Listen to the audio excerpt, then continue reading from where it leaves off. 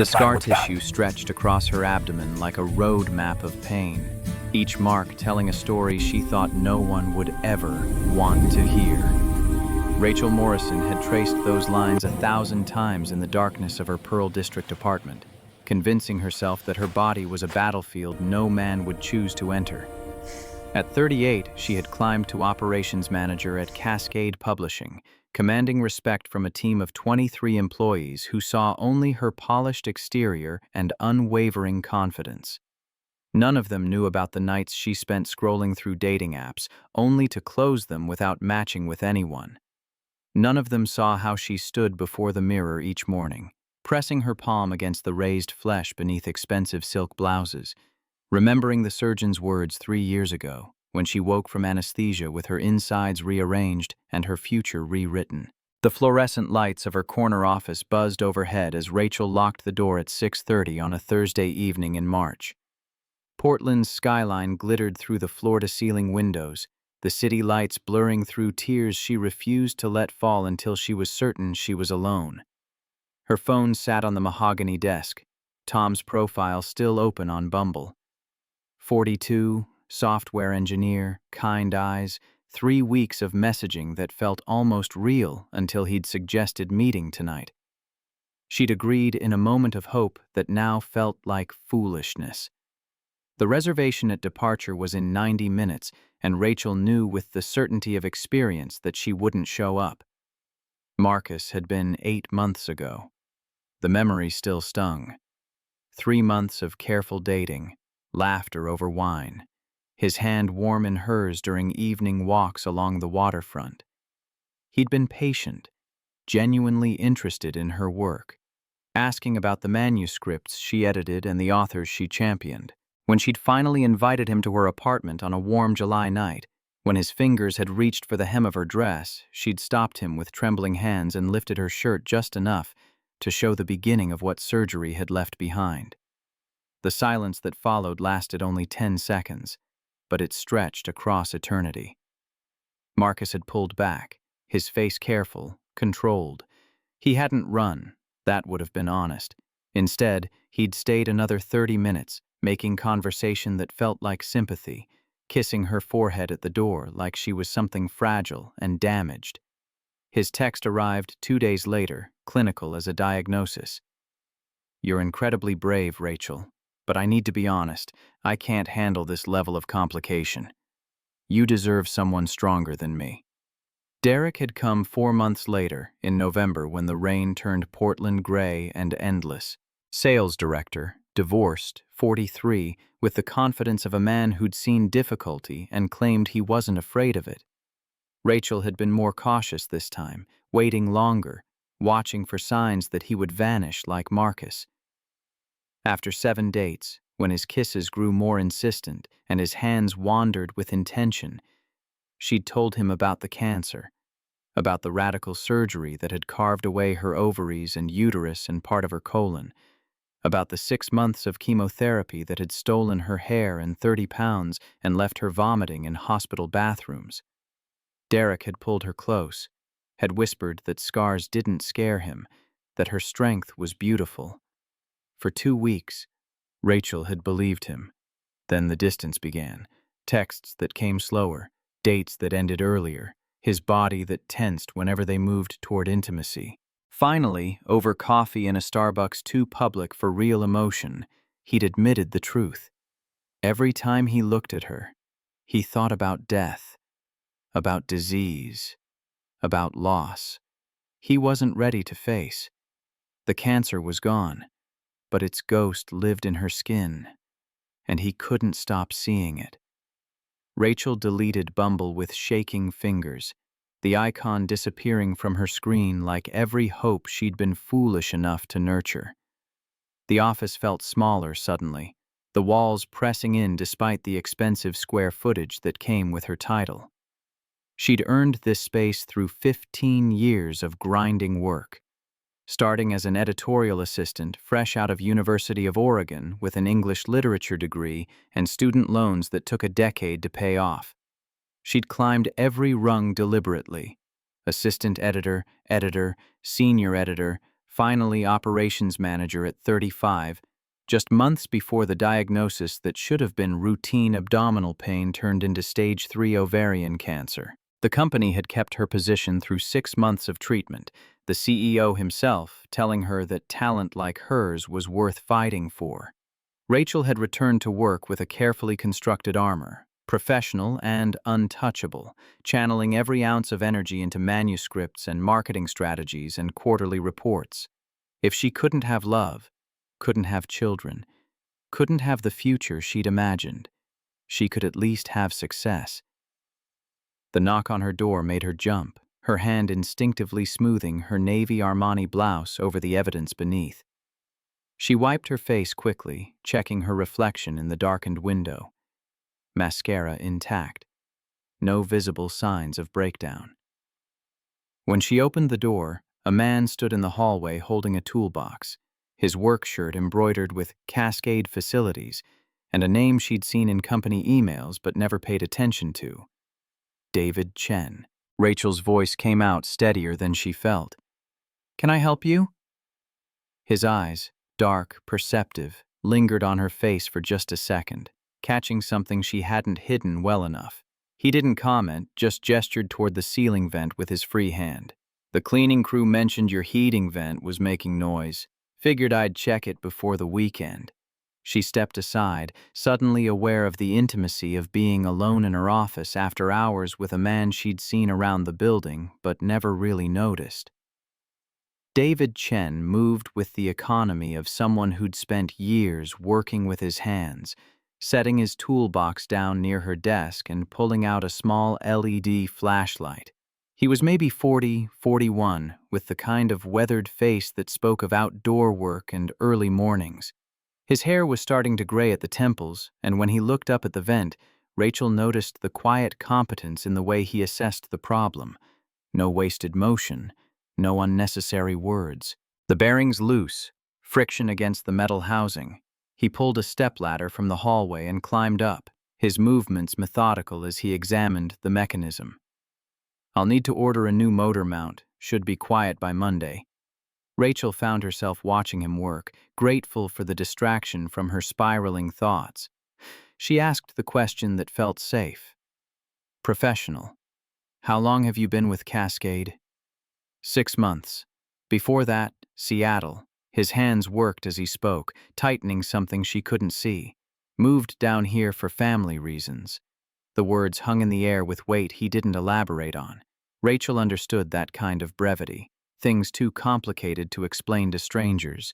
Histories that required more emotional currency than small talk allowed.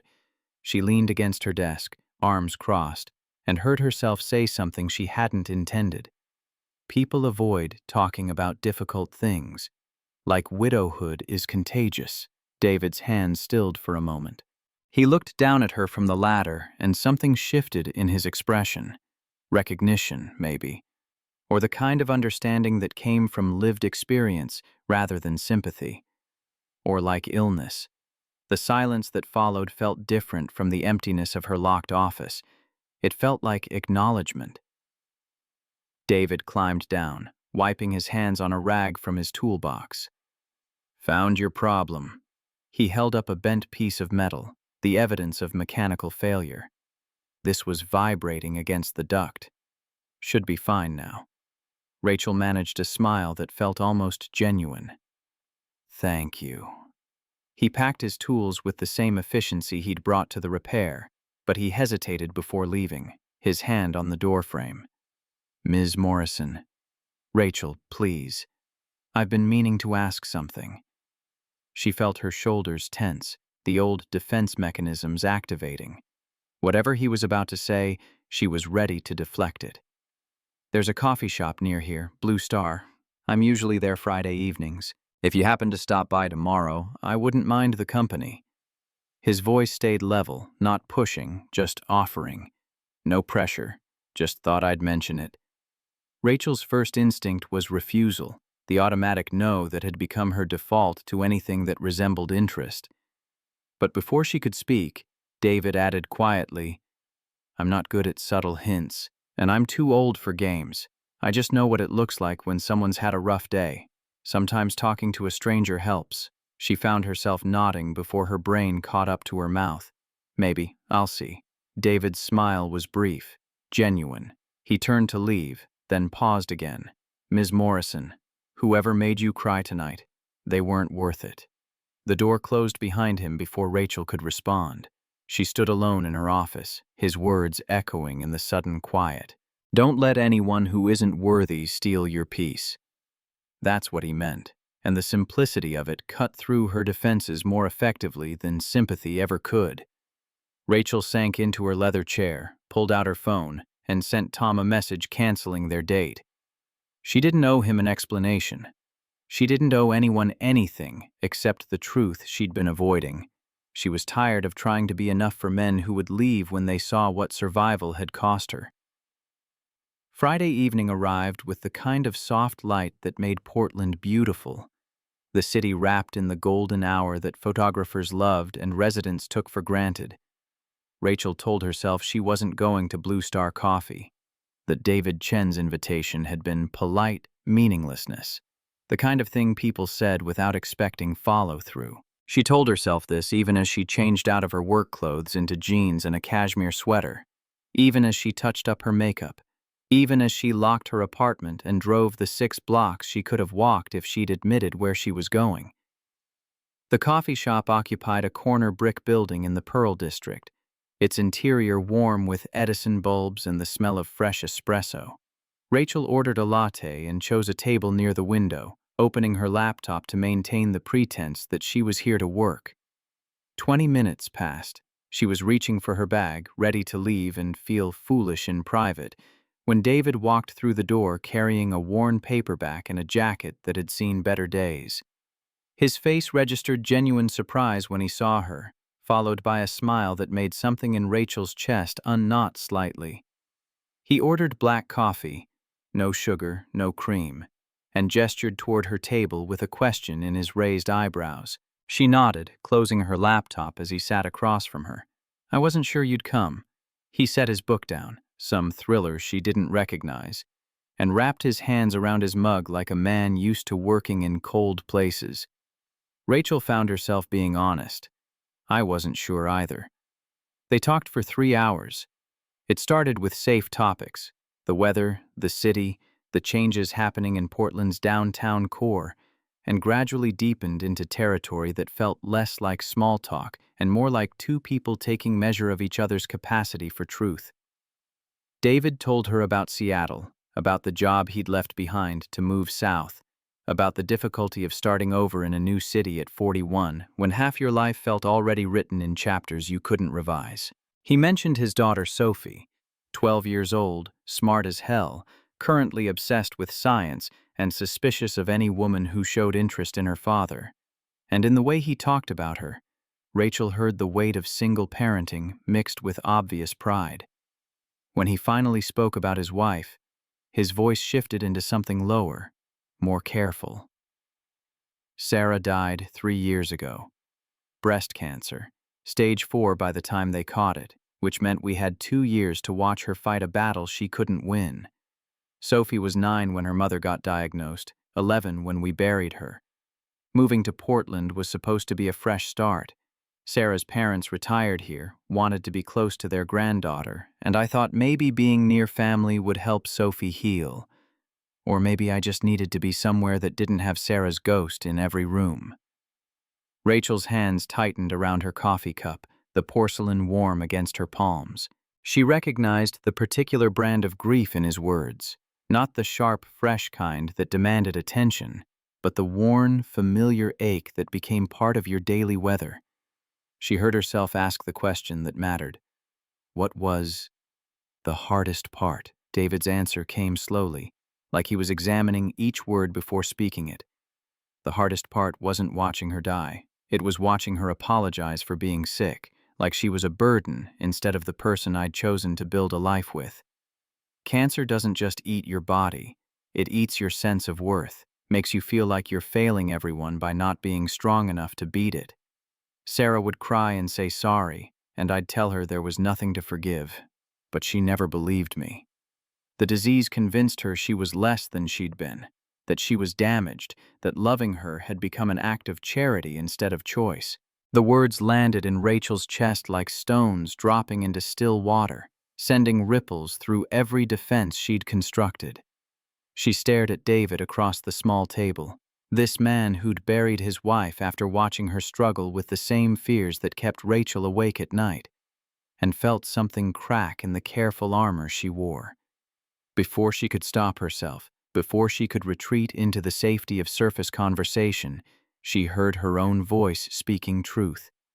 I had ovarian cancer, stage 3, 3 years cancer-free now, but I have to check every 3 months to make sure it doesn't come back.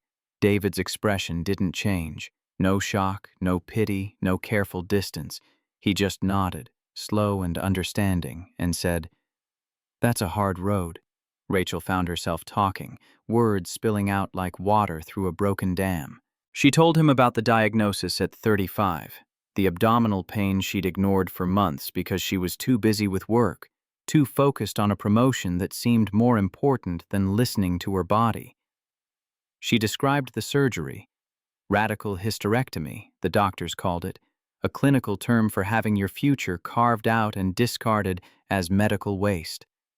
She talked about the chemotherapy, the nausea that made her hate food, the hair loss that made her avoid mirrors, the exhaustion so profound that brushing her teeth felt like running a marathon. She explained the checkups, the blood tests that measured tumor markers, the constant low-level anxiety that lived in her bones waiting for the cancer to come back and finish what it started.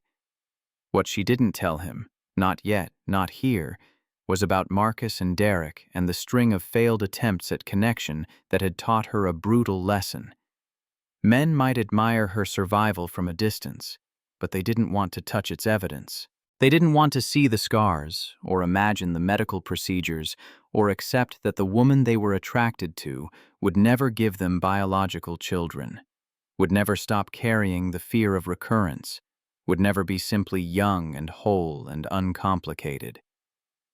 David listened without interrupting, his attention complete in a way that felt almost uncomfortable.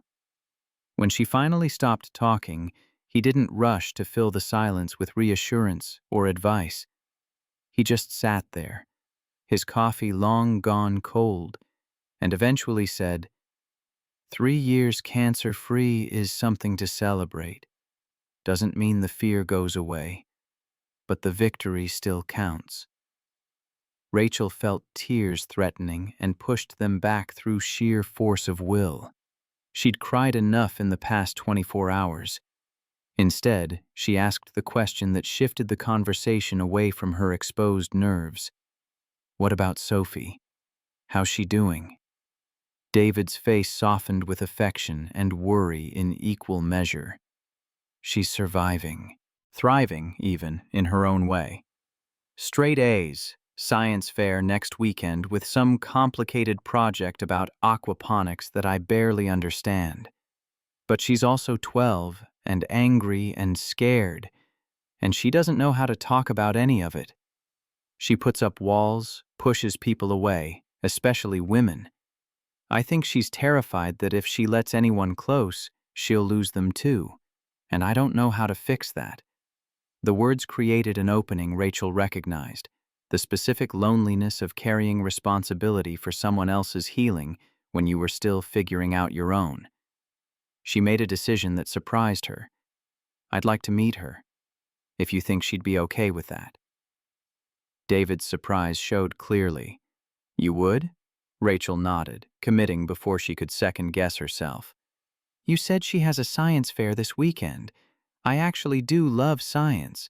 Almost majored in biology before choosing English literature. If you think having a stranger there wouldn't make things weird, I'd be genuinely interested in seeing her project. David studied her face like he was trying to determine if she meant it or was just being polite. Whatever he saw must have convinced him, because he pulled out his phone and showed her a photo of a young girl with long black hair and David's perceptive eyes standing next to an elaborate display involving fish tanks and growing trays. That's Sophie with her closed-loop aquaponics system. She built the whole thing herself in our garage, spent 3 months researching and testing. It's actually pretty impressive. Rachel looked at the photo, at the fierce intelligence in Sophie's expression and the protective way David's hand rested on her shoulder, and felt something unfamiliar stirring in her chest. Not quite hope, but maybe its quieter cousin, possibility. She heard herself say, "Saturday morning. What time?" 10. Lincoln Middle School Gym. David's voice carried a note of something that might have been gratitude or relief, or simple human connection. "And Rachel, thank you for telling me about the cancer. I know that wasn't easy." She met his eyes across the table and found only steadiness there. No trace of the careful distance she'd learned to expect. The thought crossed her mind that maybe David Chen understood something about scars that other men didn't, that survival left marks, but those marks were proof of strength, not evidence of damage. She didn't say this out loud. Instead, she gathered her laptop and stood, pulling on her jacket as David did the same. They walked out of Blue Star Coffee into the cool Portland evening, and when they reached the corner where they'd part ways to their separate cars, David said quietly, "I'm glad you came tonight." Rachel surprised herself by answering honestly, "So am I." Saturday morning arrived bright and unseasonably warm for March, the kind of weather that made Portlanders abandon their rain gear and pretend spring had arrived 2 months early. Rachel changed clothes 3 times before settling on jeans and a lightweight sweater, wanting to look approachable but not like she was trying too hard. She'd stopped at a florist on the way, purchasing a small bouquet of daisies and lavender. Simple. Understated. The kind of thing you'd bring to a school event without making it weird. Driving toward Lincoln Middle School, she questioned every decision that had led to this moment, wondering what impulse had made her agree to meet David's daughter when she could barely navigate her own life. The school gym smelled like floor wax and adolescent anxiety, packed with parents and students crowded around display tables arranged in rows. Rachel spotted David immediately. He stood a head taller than most of the crowd, wearing jeans and a flannel shirt that looked more Pacific Northwest dad than facilities director. Next to him, Sophie Chen examined her project with intense focus, adjusting the placement of informational cards and checking the water levels in the fish tanks that formed the centerpiece of her display. Rachel approached slowly, giving them space, but David saw her and smiled in a way that made her glad she'd come. He touched Sophie's shoulder gently, saying something Rachel couldn't hear, and the girl turned to face her with an expression of profound skepticism. "Sophie, this is Rachel Morrison. She works at Cascade with me." Rachel, my daughter Sophie. The girl was small for 12, thin in that pre-adolescent way that suggested she'd probably shoot up several inches in the next year. She wore glasses with purple frames and had her mother's features mixed with David's. Sarah's delicate bone structure, David's direct gaze.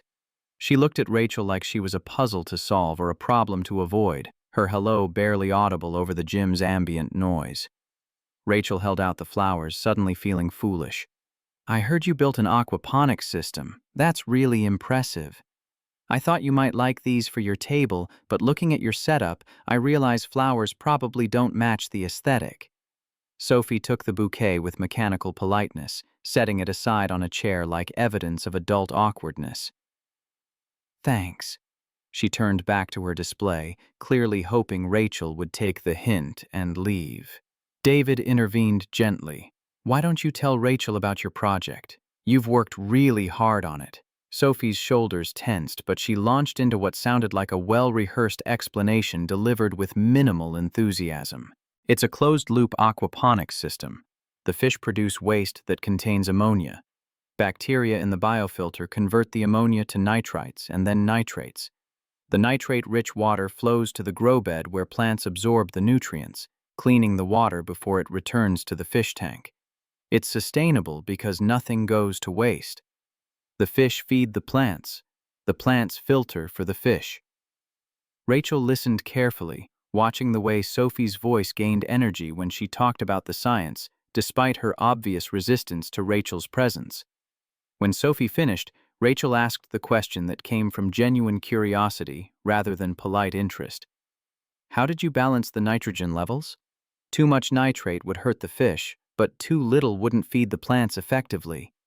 Sophie's head snapped up, her eyes meeting Rachel's with surprise. You know about aquaponics? I read about it and I almost majored in biology before switching to English. Marine ecosystems fascinated me. I actually wrote my senior thesis on nutrient cycling in coastal wetlands. She gestured toward Sophie's setup. What ratio did you use for fish to plant volume? For the first time, Sophie's guard dropped slightly. 1 pound of fish per 8 gallons of water, with a grow bed about the same volume as the tank. She moved closer to her display, pointing out features with hands that were suddenly animated. I started with tilapia because they're hardy, but I had to monitor the pH constantly. Fish like it around 7, but the bacteria work better at 6.5, and the plants prefer 6 to 6.5. It took me 2 months to stabilize. Rachel leaned in, examining the system with genuine interest, asking follow-up questions that had Sophie explaining bacterial colonization and dissolved oxygen requirements and the challenges of maintaining consistent temperature. David stood to the side, watching this interaction with an expression Rachel couldn't quite read, something between relief and cautious optimism. The judges began their rounds, and Rachel stepped back, not wanting to interfere. She watched Sophie present her project with the same fierce intelligence she'd shown earlier, answering questions with confidence and defending her methodology against skeptical adults. When the judges moved on, Sophie returned to where Rachel and David waited, her face flushed with adrenaline. They asked if I'd considered using different fish species and whether the system would scale up. I think I did okay. David pulled her into a quick hug. You did great, Soph. I'm proud of you. 2 hours later, when the judges announced results, Sophie Chen placed second in the middle school division. She stood on the small stage accepting her ribbon with a smile that transformed her entire face, and Rachel felt something unexpected in her chest. A fierce protectiveness toward this girl she'd just met. This kid who'd lost her mother and rebuilt herself around achievement and science projects, and keeping the world at arm's length. Outside the gym, as families dispersed toward parking lots, David suggested lunch at Lou's Diner if Rachel didn't have other plans. Sophie rolled her eyes but didn't object, which Rachel interpreted as 12-year-old approval. They piled into David's truck, a 2012 Ford F-150 that had seen better days but ran quietly, and drove to the family restaurant where locals went for comfort food and reasonable prices. The diner occupied a converted house in a residential neighborhood, its interior unchanged since probably the 1980s. They slid into a booth with worn vinyl seats, Sophie claiming the window side and burying herself in the menu, even though she clearly knew it by heart. Rachel sat across from her, next to David, and felt the strange domesticity of this moment, like she was playing a role in someone else's family, a role she had no right to occupy. Sophie ordered a cheeseburger and fries, David got a patty melt, and Rachel chose a Caesar salad, immediately regretting the choice when the food arrived. Sophie's burger was massive, and David's sandwich dripped with grilled onions and melted cheese, while her salad looked sad and virtuous. Sophie noticed her looking, and without a word, pushed her fries toward the middle of the table in an offering that felt like an olive branch. They talked around the edges of real conversation. Sophie's school, Rachel's work, David's complaints about Lincoln Middle School's aging HVAC system that he'd been called in to consult on. Gradually, Rachel learned small facts about this girl. She liked marine biology and hated English class, played soccer badly but enjoyed the running, had 2 best friends named Maya and Jen, who she'd known since kindergarten, and collected vintage National Geographic magazines from garage sales. David watched this interaction with careful attention, like a man who'd been alone in the trenches of single parenting long enough to recognize when reinforcements arrived. He didn't push, didn't try to force connection, just let the conversation flow naturally around the table while he worked through his sandwich and occasionally reached over to steal one of Sophie's fries. As they finished eating, Sophie looked directly at Rachel for the first time since the science fair and asked with brutal 12-year-old directness, "Dad said you're his boss. Why did you come to my science fair?" Rachel appreciated the question's honesty. "Your dad told me about your project. I actually do love science. I almost became a marine biologist, and I wanted to see what you built." Sophie considered this. Then Maon asked the question that clearly mattered more. "Are you dating my dad?" The table went silent. David set down his coffee cup carefully, his face a study in parental mortification. "Sophie, that's not an appropriate question." But Sophie's eyes stayed locked on Rachel, waiting for an answer that felt like some kind of test. Rachel took a breath and chose honesty over deflection. "Your dad and I met this week. We talked and I liked him. I came today because I was interested in your project and because I thought it would be nice to meet you. That's the truth." Sophie absorbed this with the gravity of someone much older, then delivered her verdict. "Okay, that's fair." She returned to her fries, the conversation apparently concluded to her satisfaction. In the parking lot afterward, David walked Rachel to her Mercedes, while Sophie waited in the truck, her attention focused on her phone. David's voice carried equal parts apology and something else. "I'm sorry about that. She's been protective since Sarah died." Rachel leaned against her car door, watching him. "She's protecting you. That's what kids do when they've lost one parent and don't want to lose the other to someone who might hurt you or leave or turn out to be temporary." David's expression shifted. Gratitude mixed with the kind of understanding that came from being truly seen. "You got all that from one lunch?" "I got all that from recognizing myself in her." Rachel surprised herself with the admission. "I lost my mom when I was 25. Aneurysm, completely unexpected. My dad remarried a year later, and I felt like he'd replaced her before her side of the closet was even empty. I spent years keeping people at a distance, because if you don't let them close, they can't hurt you when they leave. Sophie's doing the same thing, just at 12 instead of 25. David moved closer, not touching, but present in a way that felt intentional. For what it's worth, Sophie doesn't usually warm up to people that fast. The fact that she shared her fries is basically a declaration of acceptance in 12-year-old language. Rachel laughed despite herself, the sound surprising in its genuineness. "Then I'm honored." From the truck, Sophie's voice carried across the parking lot. "Dad! Are you going to ask her or just stand there?" David's face flushed slightly, and he ran a hand through his hair, a nervous gesture that made him look younger. "Sophie thinks I should ask if you'd like to have dinner sometime. Just the two of us.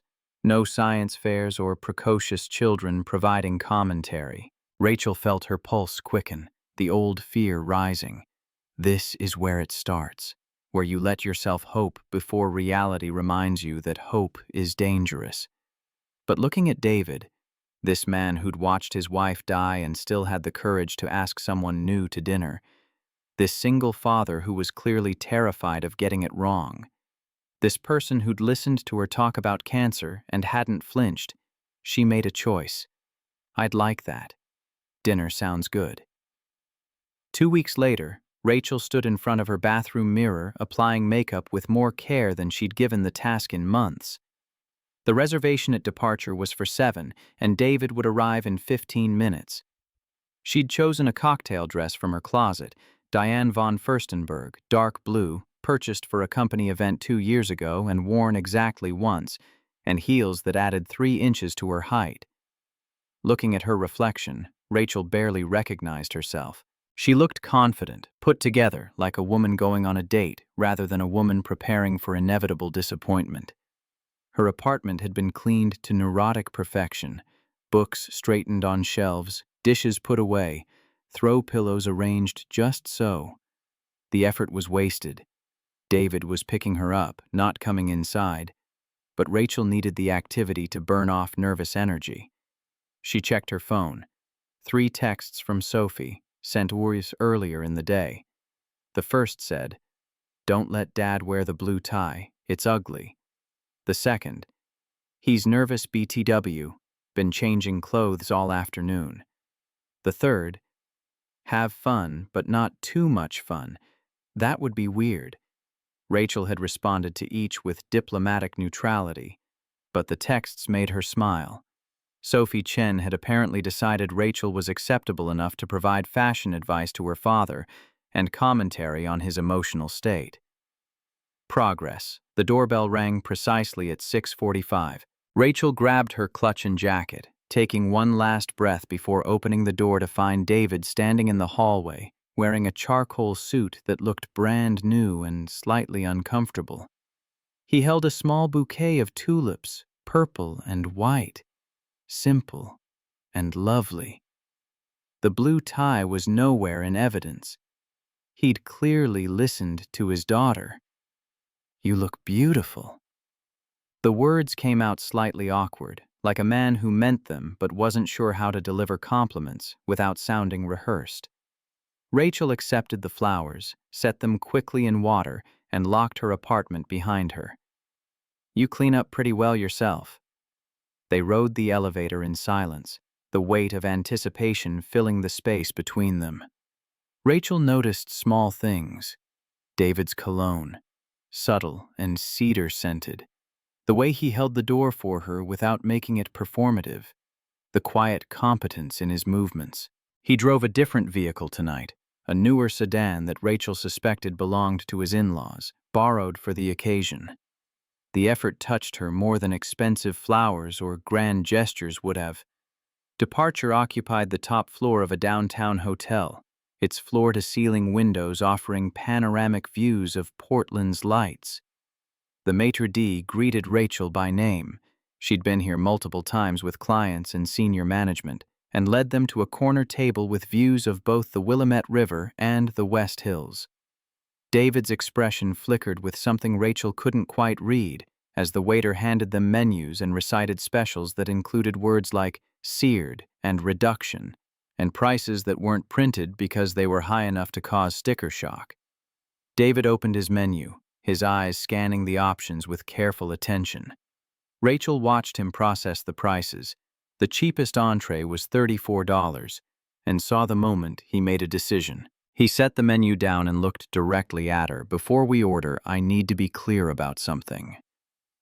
I asked you to dinner, which means I'm paying, but I also need you to know that this place is outside my usual budget.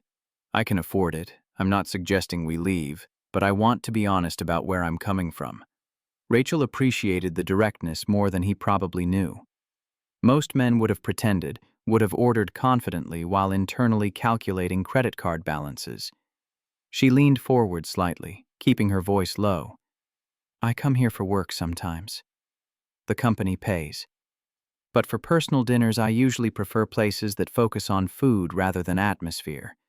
This was the first place I thought of when you asked, which says more about my limited imagination than anything else." David's shoulders relaxed fractionally. "Next time, I pick the restaurant.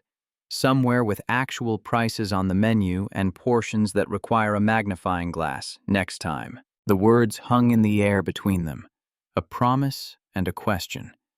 Rachel felt herself smile. "Deal." They ordered. David chose the steak, Rachel selected halibut, and settled into conversation that felt easier than the formal setting suggested. David talked about his background in ways he hadn't at the coffee shop. His parents had immigrated from Taiwan in the early 70s, his father working as a plumber, while his mother did alterations from their cramped apartment in southeast Portland. They'd believed in practical skills over formal education, pushing David toward trade school rather than university. He'd learned electrical work from his father, HVAC systems from a mentor who took him on as an apprentice at 18, gradually accumulating certifications and experience that eventually led to management positions. "My dad's hands were always cut up, always stained with pipe compound or solder flux. He used to tell me, hands that can fix things will never go hungry. Brain that can solve problems will always have work. I don't have an MBA or a fancy degree, But I can diagnose a failing compressor from the sound it makes, and I can read blueprints like other people read novels. That's worth something. The words carried no defensiveness, just statement of fact, but Rachel heard the underlying question. Is that enough? She thought about her own path, the scholarship to University of Oregon, the English degree that had seemed impractical until it became the foundation of a career in publishing, the years of climbing through editorial ranks by being smarter and working harder than people who came from money and connections. She'd earned her position, but she'd done it through words and analysis, through intellectual rather than physical labor. The class difference between them was real, tangible, visible in borrowed suits and company-leased cars and restaurants where the wine list required translation. She chose her words carefully. My father was an accountant, solidly middle-class, stable, boring. My mother taught elementary school. They valued education above everything else, pushed me toward college with the certainty that a degree was the only path to security. I got my bachelor's, got my job, climbed the ladder. And 15 years later, I make enough money to afford places like this, but I still don't know how to change a tire or fix a leaking faucet or do anything actually useful with my hands. Sometimes I think your father's wisdom was more practical than anything I learned in 4 years of college.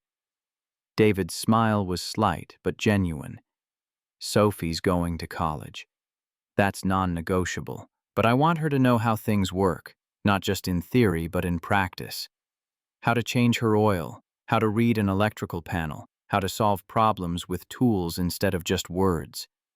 Their food arrived, expertly plated in ways that made the portions look artistic rather than small. They ate and talked, the conversation flowing through topics that revealed compatibility in unexpected places. Both preferred old movies to new ones. Both read voraciously. Both found Portland's aggressive quirkiness simultaneously charming and exhausting.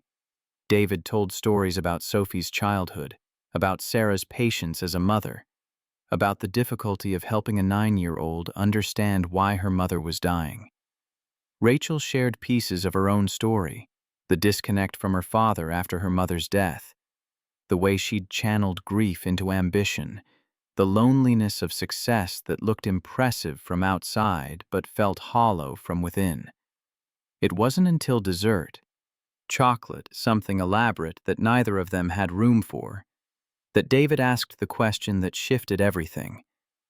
That night in your office, when I came to fix your vent, why were you crying? Rachel's fork stilled halfway to her mouth. The restaurant noise, other diners' conversations, the subtle clink of silverware, the ambient music, seemed to fade into background static. She set down her fork and looked at David across the candlelit table, this man who'd shown her nothing but straightforward honesty, and made a choice. I'd just canceled a date. Third one in 6 months. I keep trying to meet people, to be normal, to imagine I can have what everyone else has.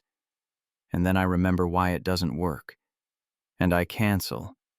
And I feel pathetic for hoping in the first place. David's expression remained steady, not pushing, just listening. What makes you think you can't have what everyone else has? Because I'm not like everyone else. The words came out sharper than Rachel intended, edged with 3 years of accumulated hurt. Because I have scars and checkups and a body that's been through medical trauma. Because I can't have children and I might get cancer again, and men see all of that and decide I'm too complicated, too damaged, too much work. She stopped herself, aware she'd said more than she'd intended, exposed more than was appropriate for a first date. David was going to do what Marcus and Derek had done, make polite noises, finish the evening with careful courtesy, and then slowly distance himself until she got the message. She reached for her water glass, giving herself something to do with her hands while she waited for the inevitable withdrawal.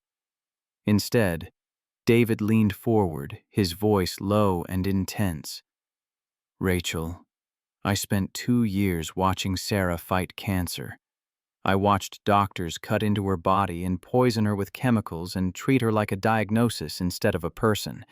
I held her hair when she threw up from chemo. I helped her shower when she was too weak to stand alone.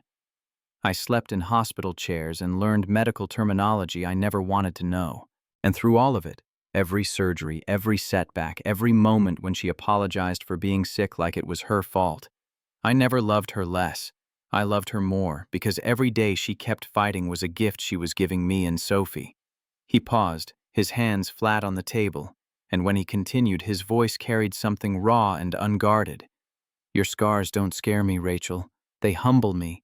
They tell me you're a survivor, that you fought something that could have killed you and you won.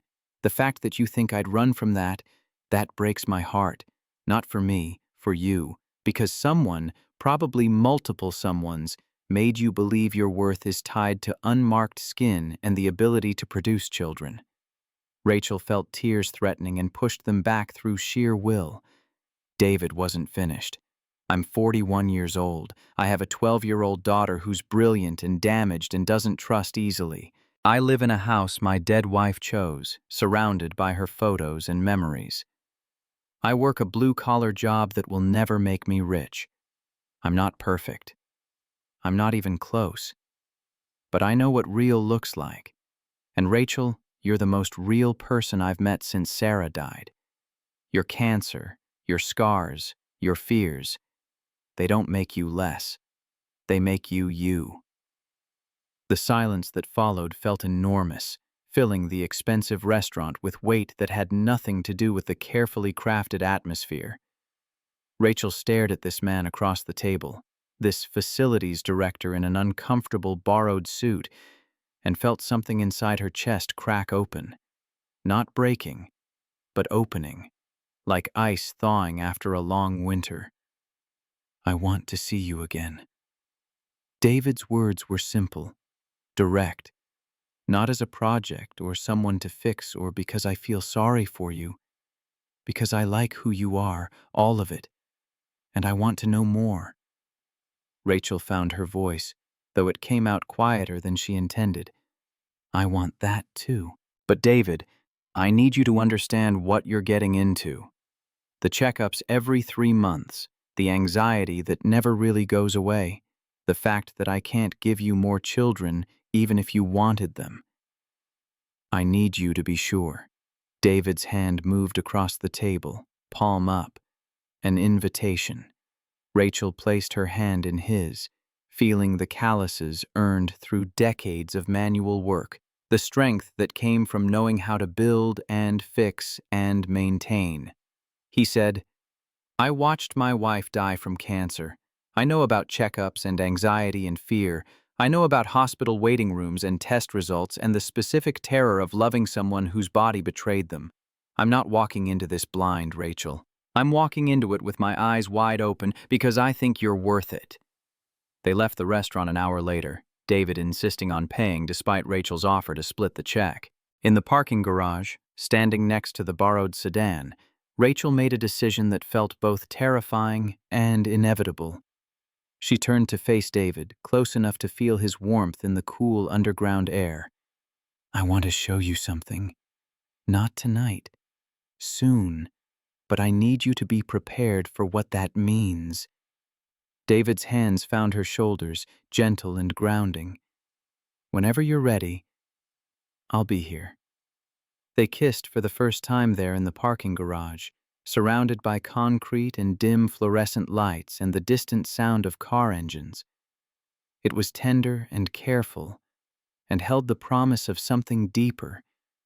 And when they pulled apart, Rachel felt like she'd crossed some invisible threshold she hadn't known existed.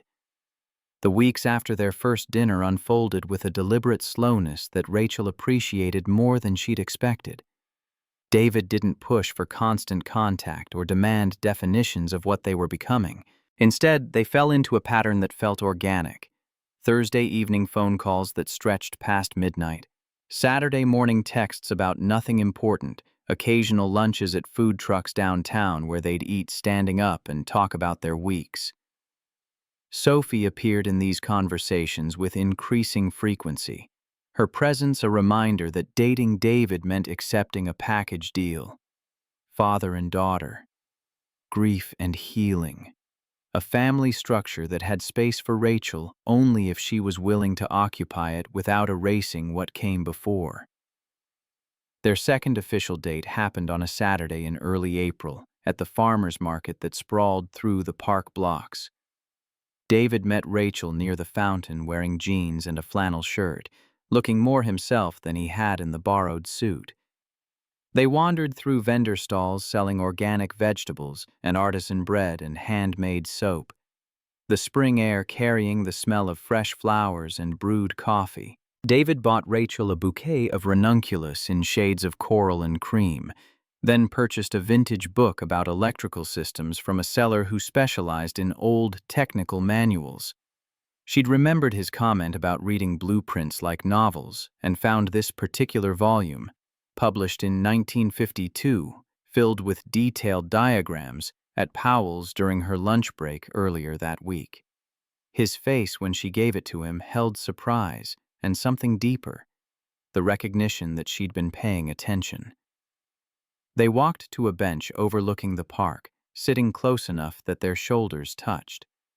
David flipped through the book with careful fingers, examining circuit diagrams that looked like abstract art to Rachel's untrained eyes. His voice carried quiet pleasure. "My dad had a copy of this when I was growing up. I used to sit in his workshop and study the drawings, trying to understand how electricity moved through buildings. This is...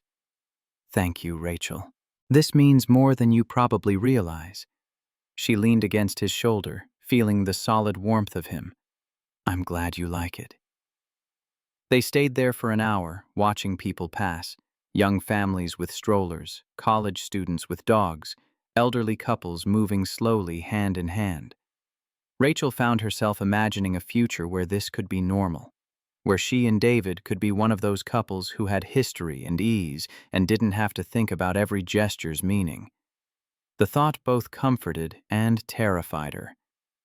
Their third date was a hike at Forest Park on a Sunday morning when the trails were quiet and the forest still held morning mist. Rachel wore long sleeves despite the warming weather, the fabric covering the scars that wrapped around her torso from surgery. David noticed, she could tell from the way his eyes tracked the incongruity of her clothing choices, but he didn't comment. They climbed a moderate trail that wound through old-growth Douglas firs, the city falling away behind them until only birdsong and their breathing remained. At a scenic overlook 5 miles in, they stopped to rest on a fallen log, sharing water and granola bars while Portland spread below them in miniature. David's voice came quietly. "This was the first place Sarah and I came after moving back from Seattle. Sophie was still raw from losing her mother, and I was drowning in logistics. New job, new house, trying to keep my daughter from falling apart while I was barely holding myself together. We stood right here, and Sarah's parents were watching Sophie, and I just broke. Cried for the first time since the funeral, let myself feel everything I'd been holding back for her sake."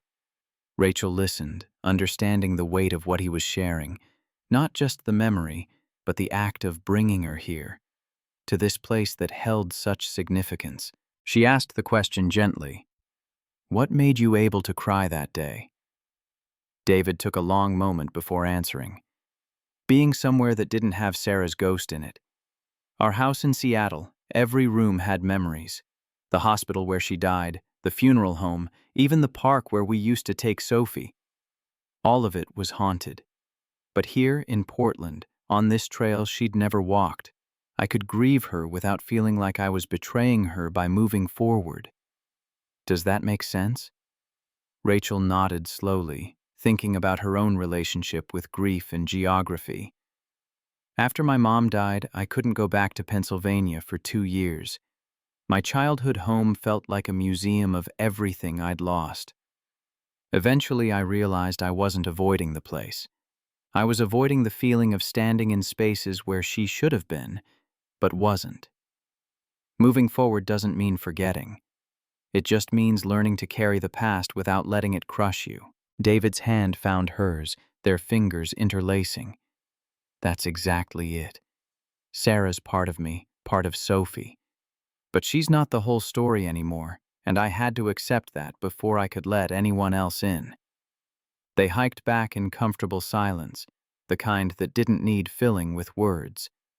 At Rachel's car in the parking lot, David pulled her close and kissed her with more intention than before, his hands gentle on her waist but not wandering, respecting boundaries she hadn't explicitly stated, but that he seemed to understand anyway.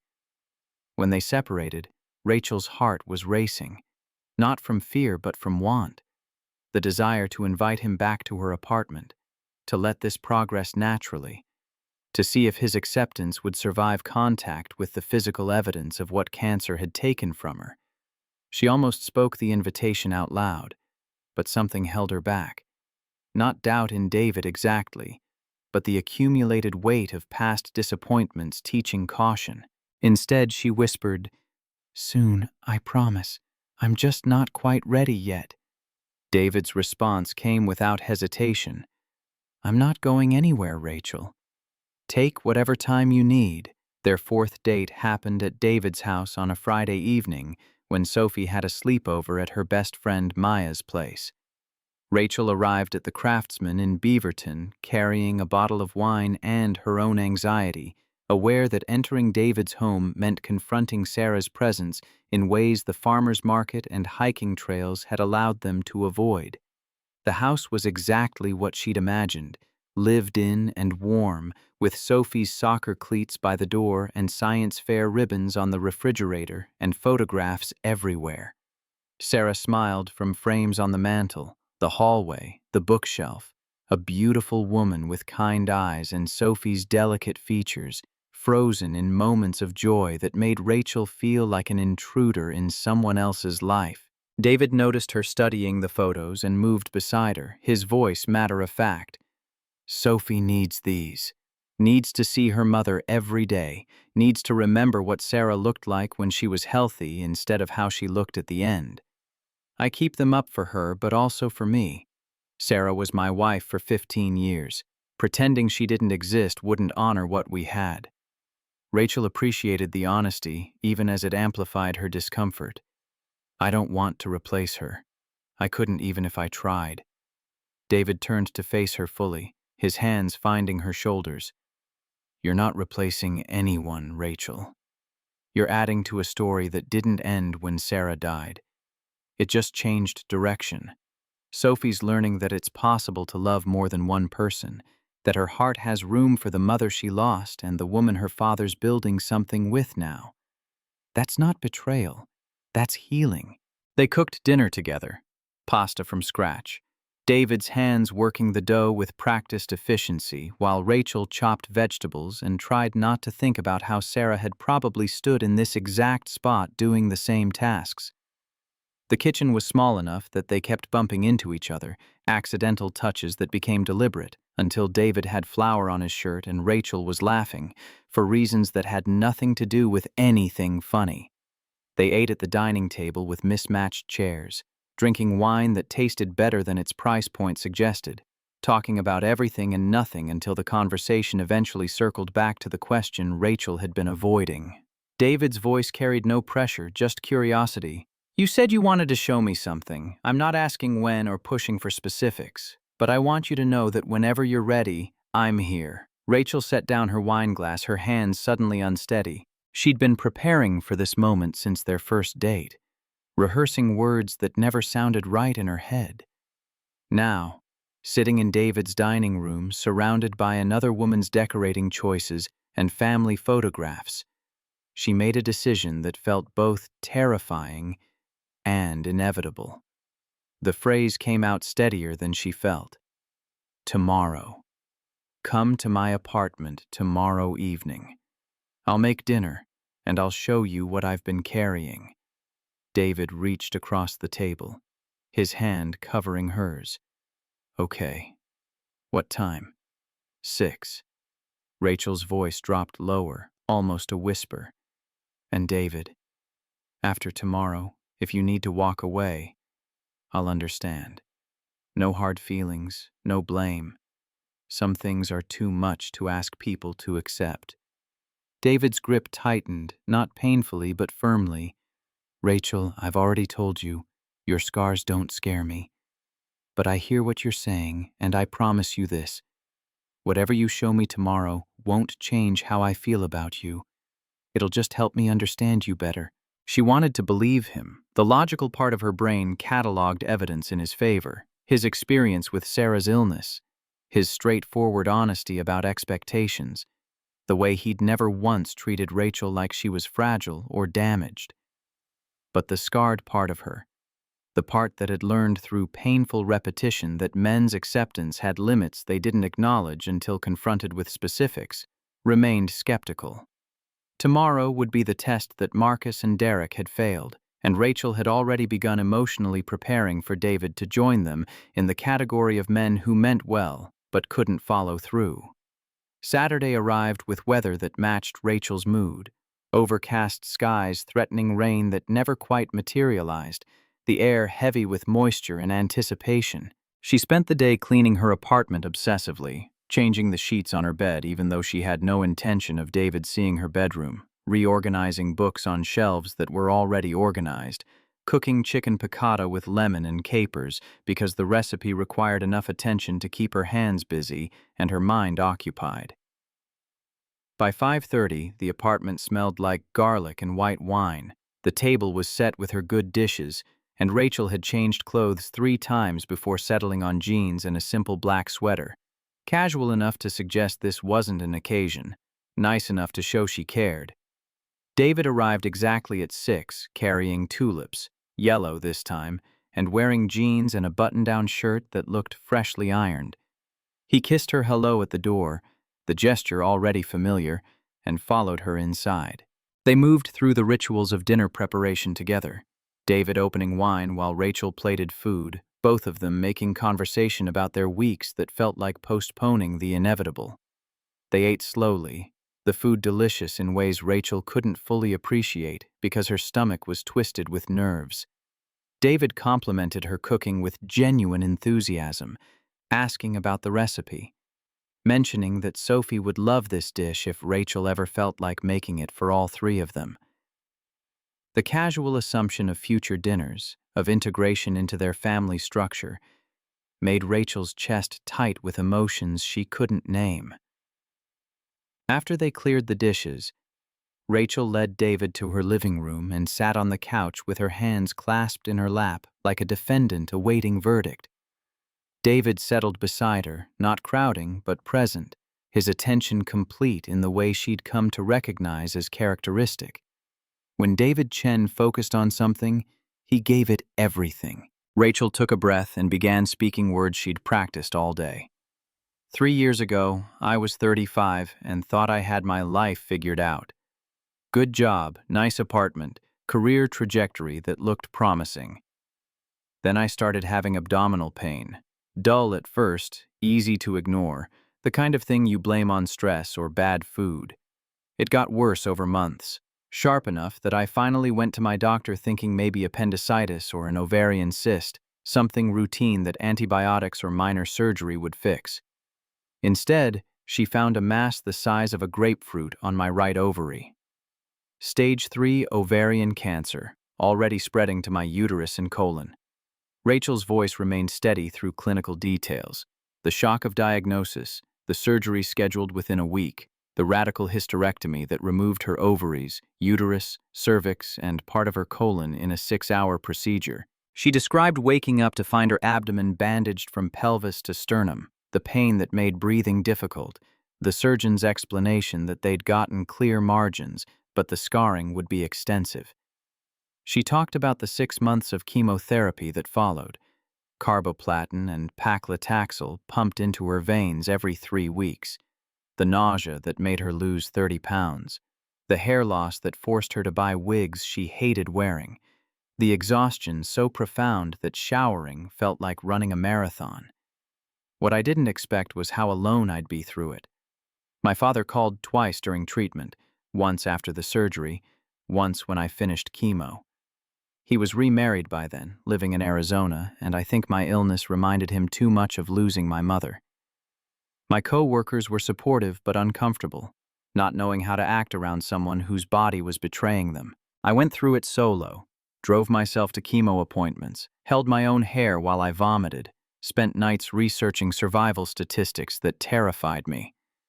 The CEO kept my job, which was generous, but emotionally, I was completely isolated. David's hand had moved to cover hers at some point during this recitation, his thumb stroking her knuckles in small, grounding circles. Rachel forced herself to continue. I've been cancer-free for 3 years. Every 3 months I have checkups, blood work to check tumor markers, physical exams, sometimes imaging if something looks suspicious. Each time I'm convinced they'll find cancer again, that my body will betray me a second time. The anxiety never goes away. It just becomes background noise you learn to function around. She paused, gathering courage for the part that mattered most. The surgery left scars, extensive ones. A vertical incision from my pelvis up past my navel, then wrapping around my side where they had to access my colon. The tissue healed, but it's raised and discolored and permanent. I can't have children. Everything that would have made that possible is gone. And I've learned that men say they're okay with scars and infertility right up until they're confronted with the physical reality. And then they discover limits they didn't know they had. David's voice came quiet but firm. I'm not Marcus or Derek or whoever else hurt you by leaving. I know what surgical scars look like, Rachel. I know what cancer does to a body. And I'm telling you right now, before you show me anything, whatever's under your clothes is just skin and history. It doesn't change who you are or how I feel about you. Rachel pulled her hands free and stood, pacing to the window where downtown Portland glittered against the darkening sky. Her reflection stared back at her, overlaying the city lights. A woman in her late 30s who'd survived something that killed thousands of others each year, who carried the evidence of that survival on her skin like a map of trauma. She turned back to face David, her voice barely above a whisper. I need you to see. Not because I don't believe you, but because words are easy and reality is hard, and I'd rather know now if this is too much than waste time hoping you'll be different. David stood and moved closer, stopping just outside her personal space. Okay, show me. Rachel's hands went to the hem of her sweater, trembling as she gripped the fabric. She'd done this twice before, with Marcus in his apartment, with Derek in hers, and both times the exposure had been followed by withdrawal so palpable it might as well have been physical retreat. She pulled the sweater over her head slowly, standing in her jeans and bra, and turned to give David her back first because that felt less vulnerable than frontal confrontation. The scar that wrapped around her right side was visible, a raised line of pink tissue that started near her spine and curved forward toward her ribs. She heard David's breath catch, not in revulsion, but in something that sounded like recognition or sadness. His voice came from directly behind her, close but not touching. Can I see the rest? Rachel turned to face him, her arms instinctively crossing over her stomach before she forced herself to lower them. The main scar ran vertically from just above her pubic bone, hidden beneath her jeans waistband, up to 2 inches past her navel, then angled left toward her hip where it connected with the wraparound incision. The skin was puckered in places, smooth in others, the pigmentation lighter than her natural tone but tinged with pink along the edges. Her abdomen wasn't flat. The surgery had rearranged muscle and tissue in ways that left slight distension, a permanent reminder that her body had been opened and reassembled. She looked down at herself, seeing what Marcus and Derek had seen, waiting for David's face to register the moment when attraction died and obligation took over. Instead, David stepped closer and dropped to his knees in front of her. His hands moved to her waist, gentle and sure, and before Rachel could process what was happening, he leaned forward and pressed his lips to the largest scar. right below her navel where the incision had been deepest. The kiss was tender, reverent, nothing rushed or sexual about it. He traced the scar's path upward with soft kisses, following the raised tissue as if mapping territory he wanted to memorize rather than terrain that should be hidden. When he reached the spot where the vertical incision met the horizontal one, he paused and looked up at her, his eyes holding an intensity that made Rachel's breath catch. His words came rough with emotion. "This is proof you fought and won. This is strength made visible. Don't ever let anyone make you feel ashamed of surviving." Rachel felt something break open in her chest. Not breaking as in shattering, but breaking as in ice on a frozen river, finally giving way to current underneath. She sank down to kneel with him, their faces level, and kissed him with all the pent-up fear and relief and desperate hope she'd been carrying for 3 years. David's arms came around her carefully, mindful of her scars, holding her like she was precious rather than damaged. They stayed there on her living room floor until Rachel's knees ached and David's back protested, and when they finally moved to the couch, Rachel curled against his chest wearing only her jeans and bra, feeling more seen and accepted than she had since before cancer rewrote her story. David's voice rumbled under her ear. "Thank you for trusting me with this. I know it wasn't easy." Rachel pressed her face against his shirt, breathing in his scent. Laundry detergent and something that was just him. "I was so scared you'd leave." His arms tightened around her. "You're stuck with me now. Your scars don't make you less. They make you you, and I want all of you." They stayed like that for hours, talking quietly about scars literal and metaphorical, about fear and courage and the specific vulnerability of letting someone witness your worst moments. Eventually, Rachel retrieved her sweater and they moved to more practical topics. Logistics of continuing to date when Rachel was technically David's boss, how to navigate Sophie's ongoing adjustment, whether they were ready to make their relationship more public or preferred to keep things private while they figured out what they were building. By the time David left at midnight, they'd established ground rules that felt sustainable. Maintain professional boundaries at work. Let Sophie set the pace for integration. Be honest about fears and needs rather than pretending everything was easy. At Rachel's door, David cupped her face in his hands and kissed her with a tenderness that promised more than words could. "I'll call you tomorrow." And Rachel, "Thank you for choosing me to be the one who gets to see all of you." The weeks that followed their revelation settled into a rhythm that felt increasingly like building something permanent, rather than testing whether relationship could withstand reality. They saw each other multiple times weekly, dinners at David's house when Sophie had activities, lunch dates downtown when both could escape work, long phone calls on nights when logistics kept them apart. Rachel met Sophie for a second time at a soccer game where the 12-year-old played midfielder with more enthusiasm than skill, and afterward they went for ice cream with Sophie's friends Maya and Jen, a trio of pre-teens who talked over each other about school drama and upcoming summer plans. Sophie introduced Rachel to her friends as "my dad's girlfriend Rachel, who works in publishing and knows about aquaponics," which felt like progress toward acceptance, even if the phrasing was clinical. In early May, David brought up the idea of Rachel joining them for Sophie's 8th grade awards ceremony. His voice carried careful neutrality, not pushing but extending an invitation that felt significant.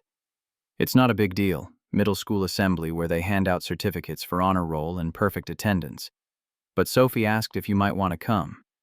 You don't have to, but I wanted you to know you're welcome." Rachel recognized the gesture's weight. Sophie actively requesting her presence at a school event meant something more than tolerance. She agreed without hesitation, and the following Tuesday found her sitting in Lincoln Middle School's auditorium between David and Sarah's parents, watching Sophie accept certificates for principal's honor roll and outstanding science student, while David's phone discreetly captured photos. Afterward, Sophie's grandmother, a woman in her late 60s with Sarah's eyes and a kind but guarded manner, pulled Rachel aside near the parking lot. Her voice was gentle but assessing. Sophie talks about you, says you're nice, that you don't try to act like her mother. Rachel chose her words carefully. I could never replace Sarah. I'm not trying to. I'm just here if Sophie wants me to be. The older woman studied Rachel's face with the intensity of someone protecting what remained of her daughter's legacy. David loved our daughter very much. He was a good husband to her, a devoted father to Sophie. When he told us he was dating again, we were happy for him. Sarah wouldn't have wanted him to be alone forever. But Sophie's been through enough loss. If you're not serious about David, if there's any chance you'll leave, better to know now before Sophie gets more attached. Rachel met her gaze directly, understanding the challenge. I can't promise I'll never hurt Sophie, because life doesn't come with guarantees. But I can promise I'm not here casually. David and Sophie are important to me, and I don't take that lightly. Sarah's mother nodded slowly, something in her expression softening.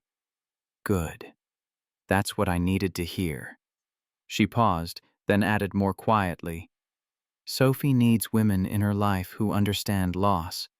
Her father's wonderful, but there are things he can't teach her, because he's never been a girl growing up without her mother. If you're willing to be that person, not replacing Sarah, but adding something Sarah can't provide anymore, that would mean everything. The conversation stayed with Rachel through the following weeks as summer approached and Sophie's school year ended. She found herself thinking about legacy and replacement, about the difference between honoring someone's memory and being imprisoned by it. David's house was still full of Sarah's photographs, and Rachel no longer felt like an intruder when she saw them. Instead, she understood them as Sophie's lifeline to a mother whose face might otherwise fade from memory, and as David's acknowledgement that his first marriage had shaped him, even if it couldn't define his entire future. In mid-June, David's lease on Rachel's former isolation began showing cracks when he suggested she attend a facilities department barbecue. His voice carried reluctance, clearly anticipating her resistance. It's a work thing. My team and their families' casual cookout at Laurelhurst Park. You don't have to come, and I know it complicates the whole keeping work separate plan, but I want you there, if you're comfortable with people knowing we're together. Rachel weighed the implications. Once their relationship became public knowledge at Cascade Publishing, there would be gossip and speculation, and inevitable questions about whether she'd shown favoritism to David's department. But hiding felt like shame, and Rachel had done enough hiding for one lifetime. She agreed on the condition that they address potential conflicts of interest head-on, rather than pretending they didn't exist. The barbecue was exactly what David had described. Casual and warm, with David's team of maintenance workers and electricians and HVAC technicians bringing spouses and children to a park cookout complete with volleyball and frisbees and too much potato salad. Rachel arrived in sundress and sandals, deliberately dressed down from her usual professional armor, and let David introduce her as Rachel Morrison. She works in operations, without elaborating on her specific title. The team was friendly in the way of blue-collar workers who'd learned to read people quickly. They assessed Rachel with curiosity but no hostility, accepted her presence with casual warmth, and by the end of the afternoon, she'd learned the names of David's entire crew and their kids, and had volunteered to help organize the company's annual charity drive in September. On the drive home, David's hand found hers across the center console. That went well. My crew likes you, Rachel smiled, feeling something unclench in her chest. They're good people, and they're loyal to you. I could tell from how they talked about work projects. You've built a solid team. David's voice carried quiet pride. That's the thing about facilities work. You're only as good as your crew. I can diagnose problems and design solutions, but I need electricians who can pull wire and plumbers who can sweat pipe and HVAC techs who can read pressures. Respect flows both ways, and they know I won't ask them to do anything I can't do myself. The conversation reminded Rachel of class differences she'd been trying to ignore.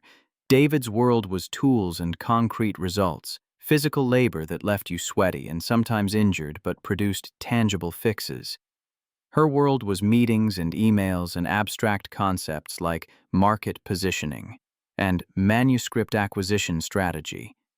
They worked in the same building, but might as well have occupied different planets in terms of daily experience. Yet somehow, impossibly, they were building something that bridged that gap. July brought Rachel's 3-month cancer checkup, a routine that David insisted on attending despite her protests that it was boring medical administration rather than emotional crisis. They sat in Dr. Martinez's waiting room surrounded by other patients in various stages of treatment, some wearing wigs or scarves covering bald heads, others with the pallid complexion that spoke of recent chemotherapy, a few looking healthy and normal except for the anxiety etched into their expressions. David held Rachel's hand through the blood draw, waited patiently during her physical exam, and stood beside her when Dr. Martinez delivered results that Rachel had learned not to trust until hearing them spoken aloud. Still clear. CA125 levels normal. No indication of recurrence. See you in 3 months. In the parking lot afterward, Rachel collapsed against David's truck with relief so intense it felt like physical exhaustion. Every time, I'm convinced they'll find something. Every single time, even after 3 years, I can't quite believe I'm still healthy. David pulled her close, his chin resting on top of her head. I know. Sarah had checkups every 3 months after her mastectomy. They called them scanxiety appointments, because the anxiety around scans was its own form of suffering. Even when she was in remission, she lived from checkup to checkup, 3 months at a time, never quite believing she'd beaten it. And then it came back in her liver, and all that fear turned out to be justified. He paused, his arms tightening around her.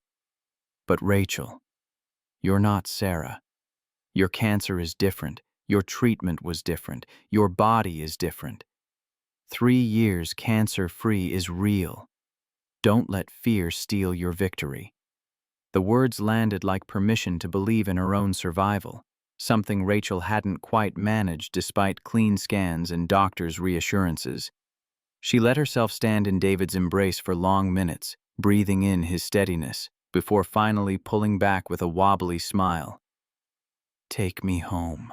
And by home, I mean your place. I need to see Sophie and be reminded that life continues past hospital waiting rooms. That evening, sitting in David's backyard while Sophie worked on summer homework and fireflies blinked against the darkening sky, Rachel felt something settle in her chest that she eventually recognized as peace.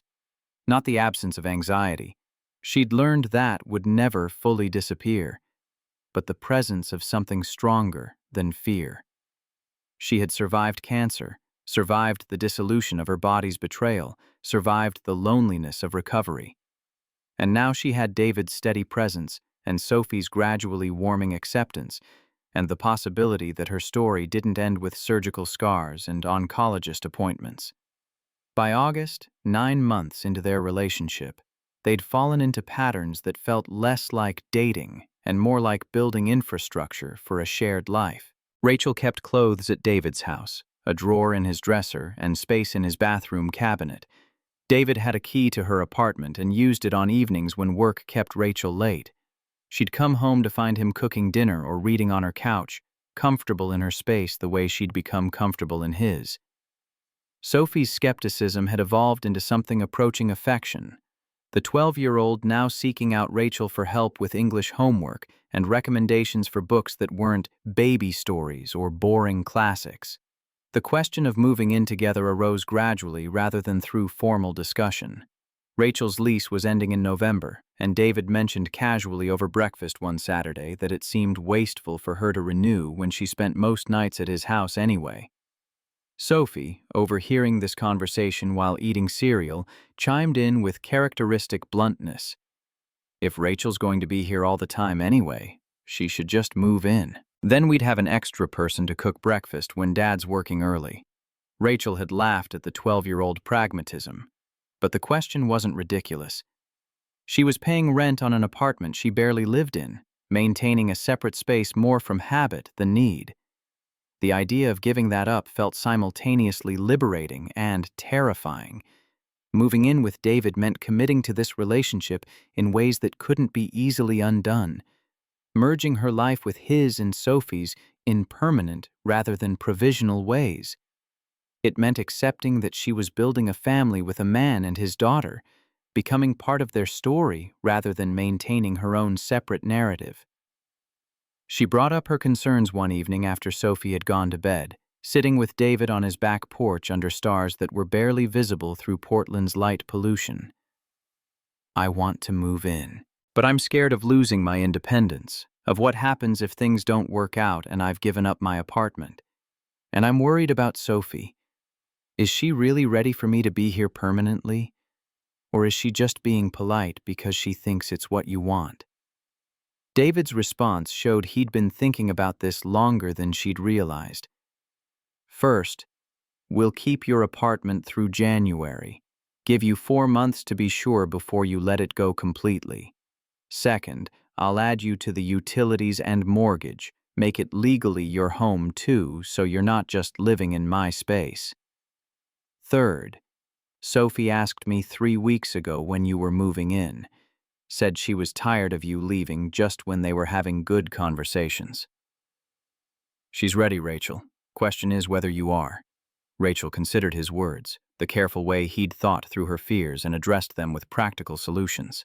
This was David's approach to everything: identify the problem, break it into components, solve each piece methodically. It worked for HVAC systems and building maintenance, and apparently it worked for relationship anxiety too. She found herself nodding slowly. "Okay, let's do it.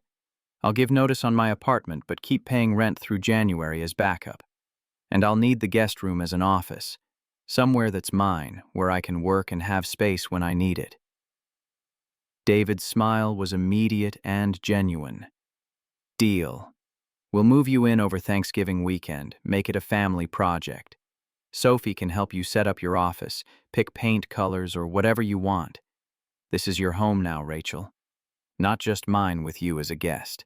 The move happened exactly as planned, a long weekend in late November when Portland weather turned cold and wet, but Rachel's mood stayed warm. Sophie threw herself into the project with unexpected enthusiasm, helping Rachel unpack boxes and organize the guest room that was becoming an office/reading room. They painted one wall a deep teal at Sophie's suggestion, hung floating shelves for Rachel's growing collection of vinyl records, and set up a desk with views of the backyard. By Sunday evening, Rachel's apartment in Pearl District sat mostly empty, save for furniture she'd arranged to donate, and David's house in Beaverton had absorbed her belongings and her presence until it felt less like David's house and more like their home. That night, lying in bed with David's arm around her shoulders, Rachel whispered into the darkness, "This is real, isn't it? We're actually building a life together." David's voice came sleepy and content. "Yeah, we are. And it's going to be messy and complicated and sometimes hard. But Rachel, it's also going to be good. Better than good. It's going to be real." Winter arrived with rain that turned Portland gray and endless, but inside David and Rachel's home, she'd started thinking of it that way, using the plural possessive. Things felt warm and settled. They established routines. Rachel made coffee every morning while David packed Sophie's lunch. Sophie had homework time at the dining table after dinner where Rachel could help with English and David handled math and science. Weekends involved farmers markets and hikes when weather permitted, or board games and movie marathons when rain kept them inside. Rachel's quarterly checkup in December came back clean, and she let herself believe just slightly more in the possibility of staying healthy. Sophie's 13th birthday arrived in January with a small party that included her friends Maya and Jen, David's parents who'd driven down from Seattle, and Sarah's parents who brought a photo album of Sarah at 13 that made Sophie cry, but also laugh at her mother's terrible early 90s fashion choices. Rachel had worried about feeling like an outsider during this family celebration, but Sophie included her naturally, asking her opinion on decorations, requesting her help with the playlist, introducing her to relatives as Rachel, my dad's partner, with casualness that suggested she'd been practicing the terminology. Later that night, after guests had left and Sophie was in bed, David found Rachel cleaning up wrapping paper and ribbon in the living room. He wrapped his arms around her from behind, his chin resting on her shoulder. "Sophie told me tonight that she's glad you're here. Said it feels like we're a real family again, just different than before." Rachel leaned back against his chest, feeling the steady beat of his heart. That's high praise from a teenager. David's voice held quiet emotion. "She's right, though. You've made us whole in ways I didn't know we were still broken. Not replacing Sarah. Sophie knows the difference. But adding something we were missing. Thank you for that." The words settled in Rachel's chest like stones dropping into water, sending ripples through every fear she'd carried about being enough, about deserving this second chance at family and love and normalcy. She turned in David's arms and kissed him with gratitude and affection, and the growing certainty that this relationship might actually survive beyond the 18-month mark where her last long-term relationship had imploded. They were building something real, messy and imperfect and cobbled together from broken pieces, but real nonetheless. And for the first time since cancer had rewritten her story 3 years ago, Rachel let herself hope that maybe, possibly, she could have a future that included more than just survival. March arrived with the kind of false spring that tricked Portland residents into storing rain gear prematurely. Warm afternoons giving way to freezing nights that killed optimistic blossoms. Rachel and David celebrated their first wedding anniversary with a return to Forest Park, hiking the same trail where David had once cried over Sarah's death and later held Rachel's hand while admitting he was ready to love again. They stopped at the scenic overlook, Portland spreading below them in miniature, and David pulled out a small jewelry box containing a ring, nothing like an engagement ring, just a simple band with 7 small diamonds arranged in a circle. His voice carried weight earned through 12 months of proving commitment through action rather than words. 7 diamonds for 7 years I've known you. Well, almost. 1 for the night I met you crying in your office, 1 for every major moment since. The circle's not closed. There's room for more stones, for 8 and 10 and 20 years if we're lucky enough to get them. This is my promise renewed. I'm still not going anywhere, Rachel. Not now. Not ever. Rachel felt tears threatening as David slipped the ring onto her right hand, where it nestled against her wedding band. "You know I'm going to cry all the way down the mountain now." David pulled her close, his smile audible in his voice. "Good thing I brought extra tissues." They hiked back wrapped in comfortable silence, hands linked, the ring catching afternoon light and throwing tiny rainbows across Rachel's knuckles. At home, Sophie had prepared a surprise dinner with help from Sarah's mother, a tempting homemade pasta that was slightly overcooked but made with such obvious care that Rachel's throat tightened, watching the now 13-year-old serve sauce with intense concentration. After dinner, Sophie presented her own gift, a leather-bound journal with "Our Story" embossed on the cover, pages filled with photos and ticket stubs, and Sophie's own handwritten notes documenting Rachel's integration into their family. The last page held a single sentence in Sophie's careful script.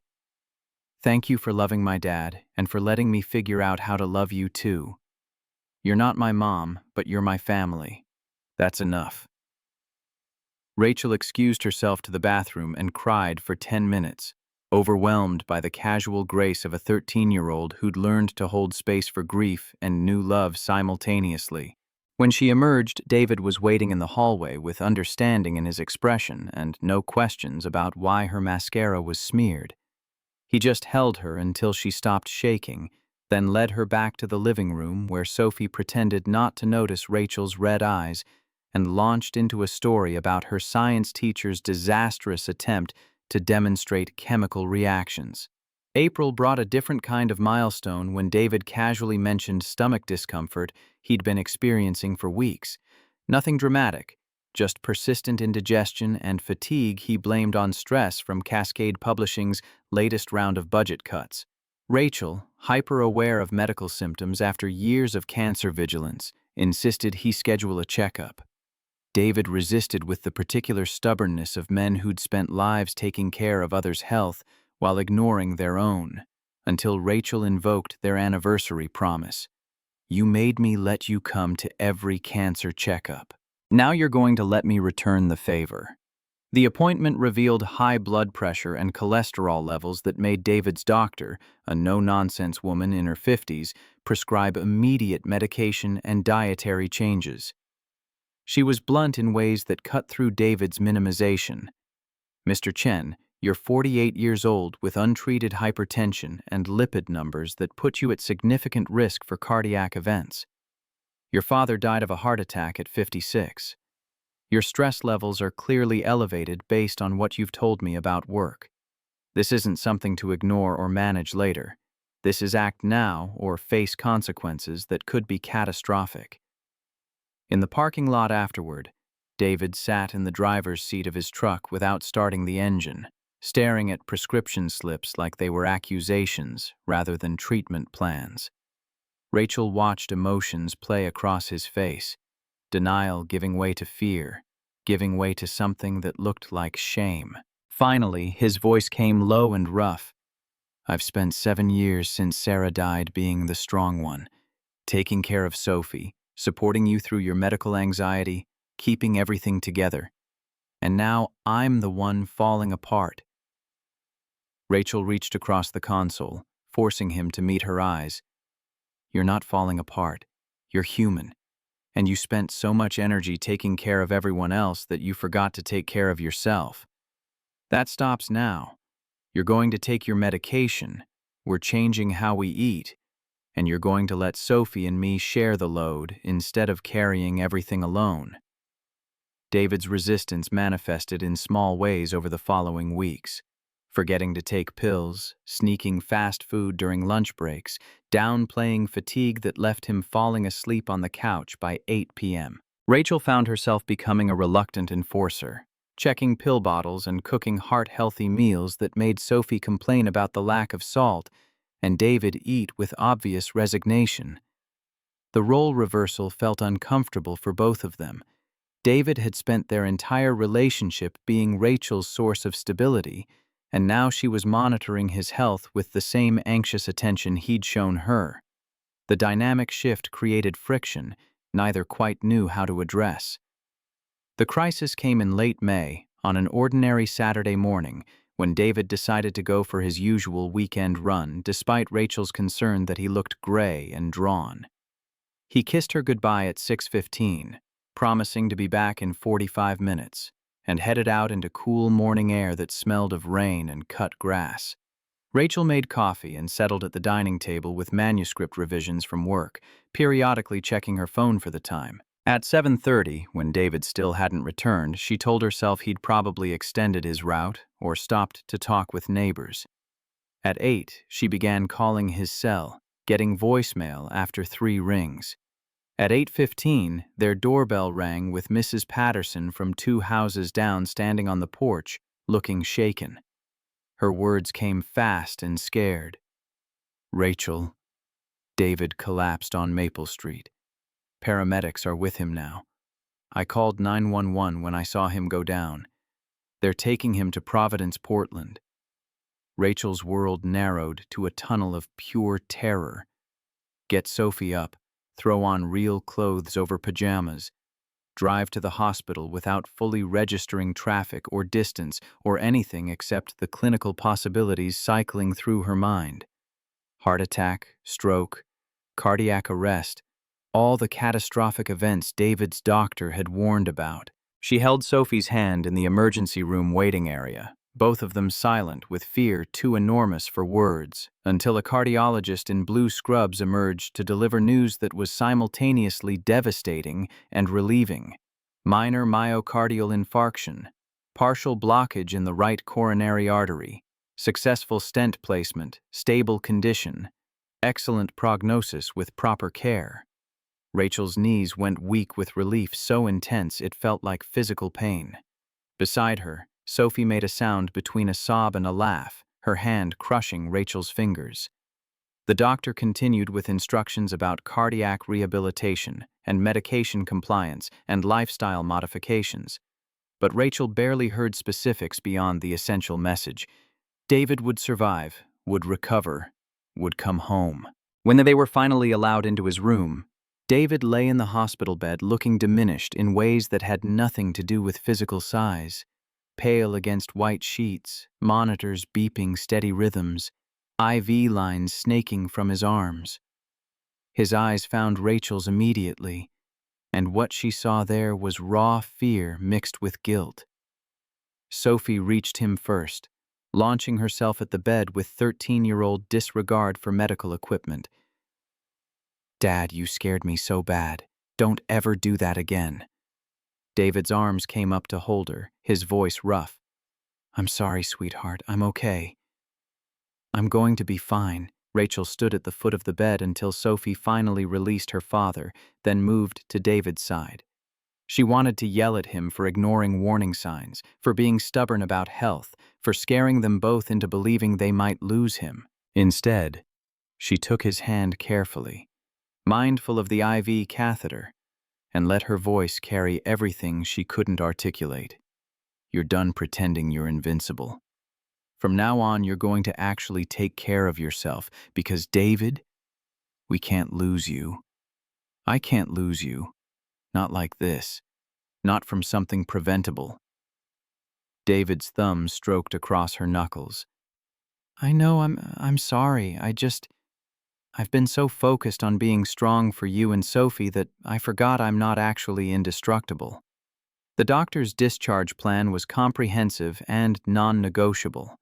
Medications for blood pressure and cholesterol and blood thinning, cardiac rehabilitation 3 times weekly for 12 weeks, dietary restrictions that eliminated most of the comfort foods David had relied on for stress management, mandatory stress reduction through therapy or meditation or reduced work hours. Rachel took 2 weeks family leave from Cascade Publishing, a decision that raised eyebrows given David's position in facilities, but which she defended with the calm certainty of someone who'd learned that job security mattered less than actual survival. She became David's primary caretaker, monitoring medications with the precision of a hospital nurse, preparing meals that adhered strictly to cardiac healthy guidelines, driving him to rehabilitation sessions where he worked on treadmills under medical supervision alongside other heart attack survivors. The role reversal was complete now. Where David had once held Rachel's hand through cancer checkups and anxiety, she now held his through the particular terror of knowing his body had tried to kill him and might try again if he didn't maintain vigilance. Sophie, caught between adolescent self-absorption and genuine fear of losing her remaining parent, oscillated between clinginess and studied indifference, sometimes staying up past bedtime to check that David was still breathing, sometimes acting like his heart attack was barely worth mentioning. Rachel found herself parenting Sophie through grief and fear she was too young to fully process, a responsibility that felt simultaneously natural and presumptuous. She wasn't Sophie's mother, but she was the adult present in the aftermath of crisis, and that created obligation. June brought incremental improvements. David returned to work part-time with restrictions against heavy lifting or high-stress situations. His medications were adjusted as his body adapted. Cardiac rehab showed measurable progress in stamina and cardiovascular fitness. But the psychological aftermath proved harder to manage than the physical recovery. David, who'd spent 48 years being the person others relied on, now depended on Rachel for basic daily management. The dependence made him irritable and withdrawn, snapping at small frustrations and retreating into silence rather than discussing the fear Rachel could see consuming him. The breaking point came on a Tuesday evening in late June when David found Rachel in their bedroom sorting his medications for the week ahead. He watched her work for a moment, then his voice came tight with something that sounded like anger, masking hurt. "I don't need you to do this. I'm not a child or an invalid. I can manage my own medication." Rachel didn't stop sorting pills into the weekly organizer. "You said that last week, then forgot your evening dose 3 days in a row. So, yes, you do need this, whether you like it or not." David's frustration spilled over into volume. This is exactly what I hated when Sarah was sick. The constant managing, the treating me like I couldn't make basic decisions, the hovering. I watched her lose her autonomy piece by piece, and now I'm losing mine. The comparison to Sarah hit like a slap, and Rachel's hand stilled on the medication bottles. She turned to face him fully, her own frustration finally breaking through weeks of carefully maintained patience. I watched you nearly die on a sidewalk because you were too stubborn to admit you needed help. So forgive me for making sure you actually take the medication that keeps you alive, because David, I'm not going to apologize for caring whether you survive. They stared at each other across the space of their bedroom, both breathing hard, the accumulated stress of the past month crystallizing into this moment of raw honesty. David's voice, when it came, had lost its anger and gained something more vulnerable. I hate feeling weak. I hate needing you to manage things I should be able to handle myself. And I'm terrified that this is who I am now, someone damaged and diminished and dependent. Rachel closed the distance between them, taking his face in her hands and forcing him to hold her gaze. You think I don't understand that? I spent months after cancer surgery feeling exactly the same way, weak and broken and convinced I'd become someone no one would want. But you taught me that vulnerability isn't weakness, that asking for help is courage, that scars are proof of survival rather than marks of failure. Remember? You knelt on my living room floor and kissed my surgical scars and told me they were beautiful. Now I'm telling you the same thing. Your stent scar is proof you fought and won. Your need for medication is proof you're taking control of your health. Your dependence on me is proof you trust me enough to let me carry some of what you've been carrying alone for too long. David's arms came around her, pulling her close enough that she felt his heartbeat. Still strong. Still steady. Proof that modern medicine and second chances were real. I'm sorry. For comparing you to Sarah's illness, for being an ass about accepting help, for all of it. Rachel pressed her face against his chest, breathing him in. Just let me help you. Please. Because watching you almost die was the worst thing I've experienced since my own diagnosis, and I need to know you're taking this seriously. July brought Rachel's own quarterly checkup, and the irony of both of them now having regular medical appointments wasn't lost on either of them. They sat in Dr. Martinez's waiting room holding hands, united in anxiety about test results and tumor markers and all the ways human bodies could harbor invisible threats. When Dr. Martinez called Rachel back and David stood to join her, the doctor smiled with the particular gentleness of someone who'd watched this couple navigate medical trauma together. You're welcome to come back with her, Mr. Chen. Though I understand you've had your own health challenges recently, how are you feeling? David's answer came with self-deprecating humor, Rachel recognized as his coping mechanism. Well, I've joined Rachel in the quarterly checkup club. Can't let her have all the fun with medical anxiety. Dr. Martinez's expression turned serious. Actually, that's something I want to discuss.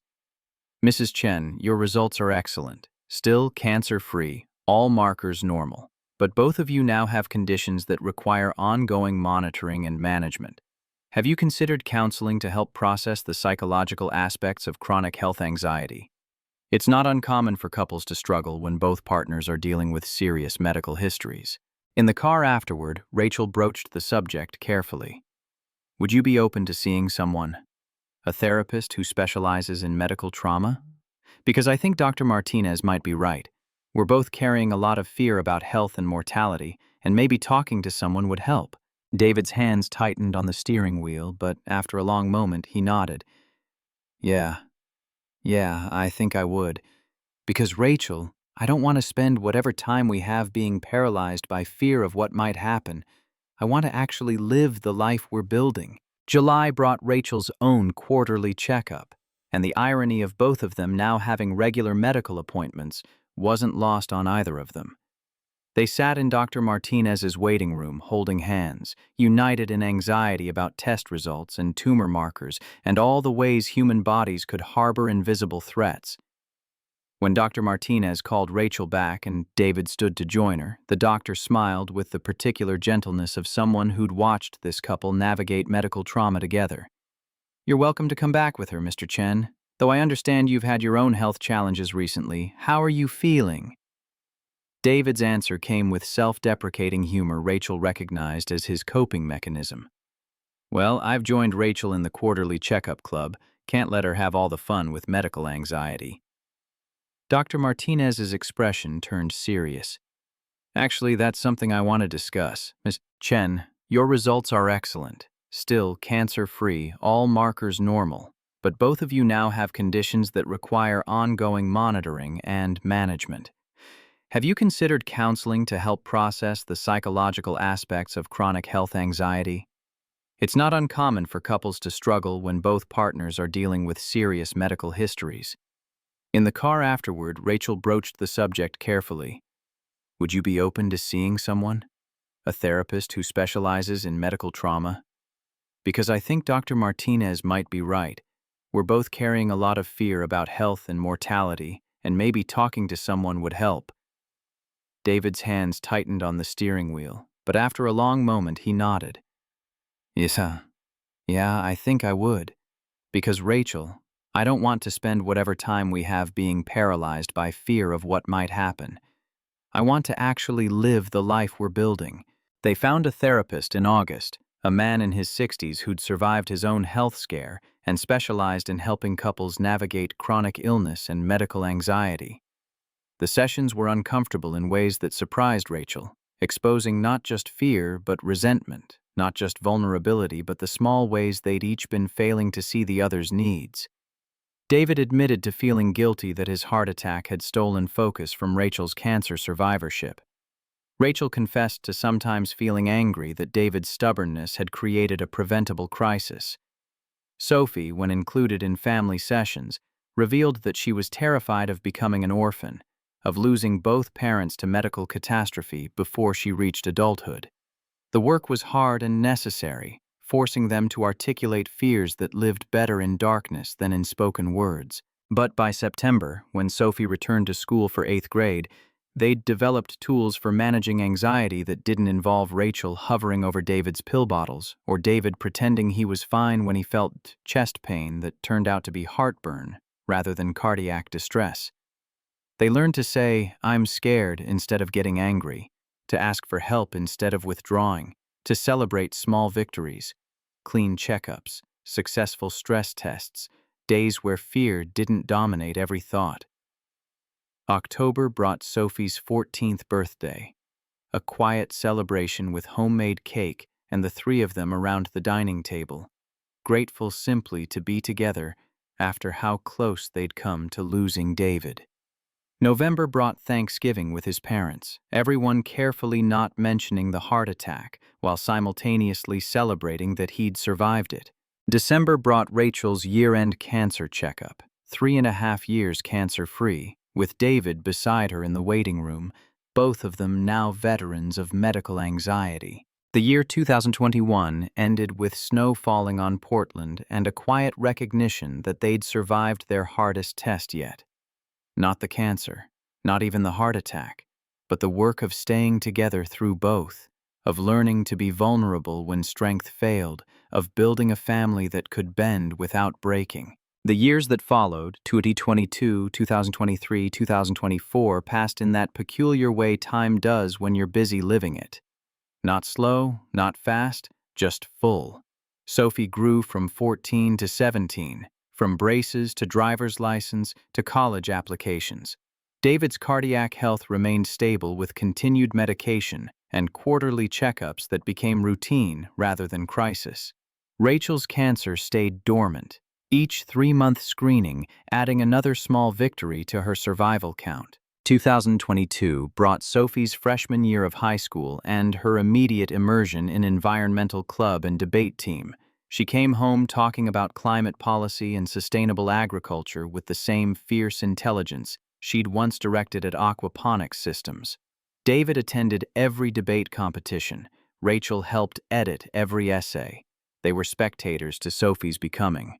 watching her transform from the defensive 12-year-old they'd first met at a science fair into someone confident enough to stand on stages and argue with adults. 2023 brought Sophie's driver's license and the terrifying reality of their baby behind the wheel. David handled it by teaching her to change oil and check tire pressure. Rachel handled it by not watching when Sophie backed out of the driveway. They'd learned to divide responsibilities according to which fears each could better manage. 2024 brought college applications and the slow recognition that their time as a three-person household was ending. Sophie's personal essay was about chosen family and resilience through loss. Rachel read it in her office at Cascade Publishing and cried. David read it and couldn't speak for 10 minutes. Oregon State's acceptance letter arrived in January, along with a partial scholarship that made David's eyes water when he calculated the financial relief. Through it all, Portland's season cycled with indifferent regularity. Rain and rare sun, cherry blossoms and falling leaves. Rachel's promotion to Vice President of Operations came in March 2022, the same month she marked 4 years cancer-free. David's father's health declined slowly in Seattle, requiring monthly visits that reminded them mortality was always present. But mostly, life was ordinary. Work and school, grocery shopping and movie nights, the accumulated small moments that actually comprised a marriage rather than the dramatic crises that tested it. They'd built something real from broken pieces. Now they faced the next challenge, letting Sophie leave while staying connected, redefining their family structure around absence rather than presence. Spring 2025 arrived with Sophie's high school graduation approaching and the bittersweet awareness that an era was ending. October brought Sophie's 14th birthday and her announcement that she wanted to apply to Oregon State University's early college program for high-achieving students interested in environmental science. The pride on David's face was visible and immediate, but so was the flicker of fear.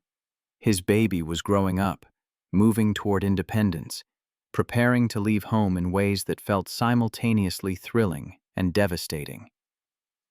Rachel found herself in the unexpected position of helping Sophie draft application essays while also helping David process the reality that good parenting meant raising children to leave you.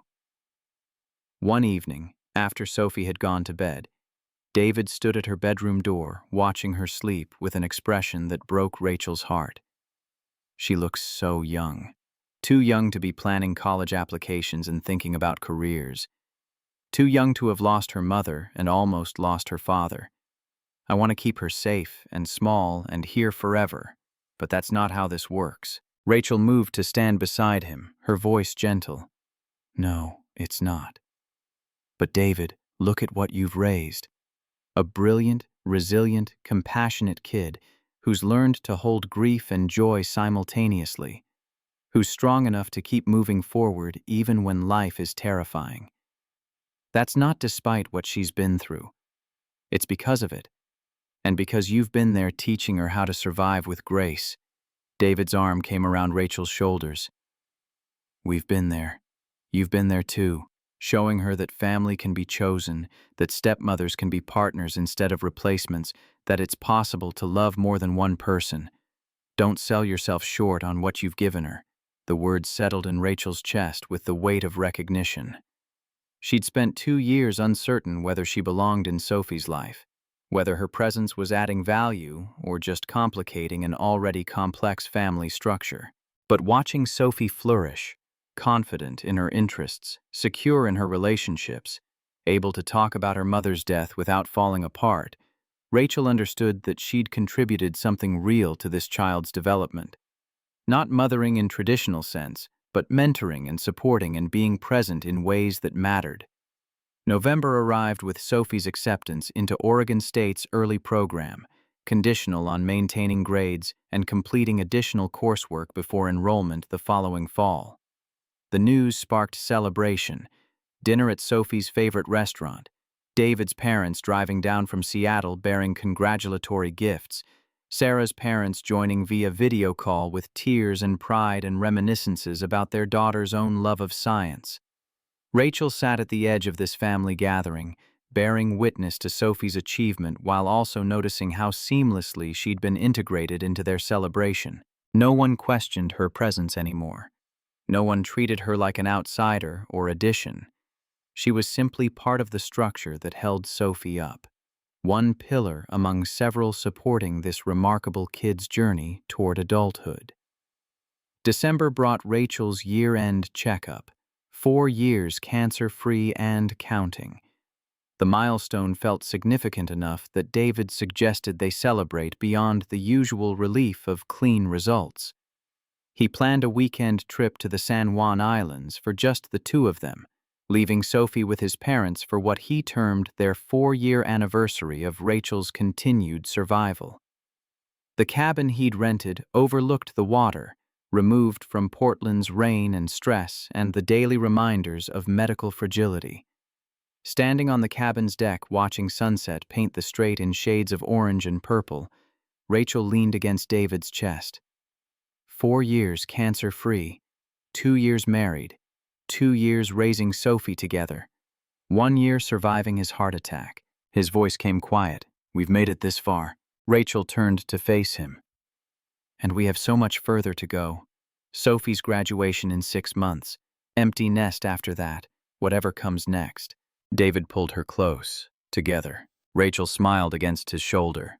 Always together. It wasn't an ending. It was an intermission, a moment to catch their breath before the next challenge. Sophie's departure loomed large on the horizon. The house would feel empty. They'd have to remember who they were as a couple instead of primarily as parents. But tonight, wrapped in salt air and the sound of waves, they let themselves rest in what they'd already survived. Tomorrow would bring new worries. Tonight was enough. They made love that night with the tenderness of people who'd seen each other at their worst and lowest and chosen to stay anyway. Afterward, lying tangled in sheets that smelled of salt air and possibility, Rachel spoke words she'd been holding for months. I want to add to your family, not by having children, we both know that's not possible, but maybe through fostering or eventual adoption when Sophie's older. I want to give back what you've given me. A family that functions not despite brokenness, but because of it. David's hand found hers in the darkness, squeezing gently. Let's revisit this conversation in a year. Get Sophie launched into college. Make sure my heart is stable long-term. Give ourselves space to breathe. But Rachel, yes. When we're ready, yes. I love the idea of expanding what family means for us. Spring 2025 arrived with Sophie's high school graduation, her final semester compressed into advanced coursework that satisfied both high school requirements and college prerequisites. At 18, Sophie Chen looked remarkably like her mother. Sarah's delicate features and dark hair, though her eyes held David's directness and her spirit carried resilience earned through surviving loss most adults never faced. She gave the valedictorian speech wearing her mother's college graduation ring on a chain around her neck, speaking about perseverance and chosen family and the importance of moving forward while honoring the past. When she mentioned both mothers, the one who gave her life and the one who'd helped raise her, Rachel felt David's hand find hers and squeeze tight enough to hurt in the best possible way. The celebration afterward filled their backyard with extended family and Sophie's friends, everyone eating too much and sharing stories and taking photos that would mark this transition from child to young adult. Rachel stood slightly apart observing the chaos when Sophie appeared beside her, pressing something into her hand. A photo from the science fair 3 years ago. Rachel and Sophie examining the aquaponics project while David watched from the side. Sophie's voice was quiet enough that only Rachel heard. I was so mean to you that day. Suspicious and rude and determined not to like you. I'm sorry for that. Rachel studied the photo, remembering that version of herself, uncertain and afraid of overstepping, hoping desperately that this complicated child might accept her presence. You were protecting your father and yourself. That wasn't mean. That was smart. You'd already lost one parent. Made sense to be careful about letting anyone else close. Sophie's eyes glistened with tears she wouldn't let fall in front of her party guests. I'm glad I let you close. You taught me something Mom never could have, that families can grow and change shape without erasing what came before. That loving new people doesn't diminish old love. That resilience means adapting, not staying frozen. Rachel pulled Sophie into a hug. This young woman who'd been 12 and angry and brilliant when they first met, who was now 18 and still all those things, but also grounded in ways that promised she'd be fine. I'm proud of you, Sophie. Your mother would be too. Sophie's smile held both joy and nervousness. Now comes the scary part. Actually leaving. Rachel squeezed her hand. You're ready. We made sure of that. In 3 months, Sophie would move into her dorm room. In 3 months, Rachel and David would face empty nest together. In 3 months, everything would change again. But today was celebration. Tomorrow's goodbyes could wait. Summer disappeared in the logistics of preparing Sophie for college, shopping for dorm supplies, completing financial aid paperwork, endless conversations about course selection and career planning, and whether she should join environmental clubs or focus solely on academics. Move-in day in September came too quickly. Rachel and David helping Sophie transform a sterile dorm room into something that reflected her personality. Photos of both mothers on her desk, science fair ribbons pinned to a bulletin board, the quilt Sarah's mother had made featuring fabric from Sarah's old shirts. When it was time to leave, Sophie hugged her father first, long and tight, both of them crying without shame, then turned to Rachel with an expression that held both gratitude and something fiercer. Thank you. For not trying to be Mom. For just being you. For loving Dad when he needed someone, and for being patient while I figured out how to love you back. She paused, then added with characteristic Sophie directness. You're not my mother, but you're my family. That's better in some ways. Chosen instead of obligated. Rachel's throat closed around words that wouldn't come, so she just held Sophie until the moment passed and practical necessities reasserted themselves. Driving away from Oregon State's campus, leaving Sophie waving from her dorm entrance, Rachel felt David's grief radiating through the truck's cabin.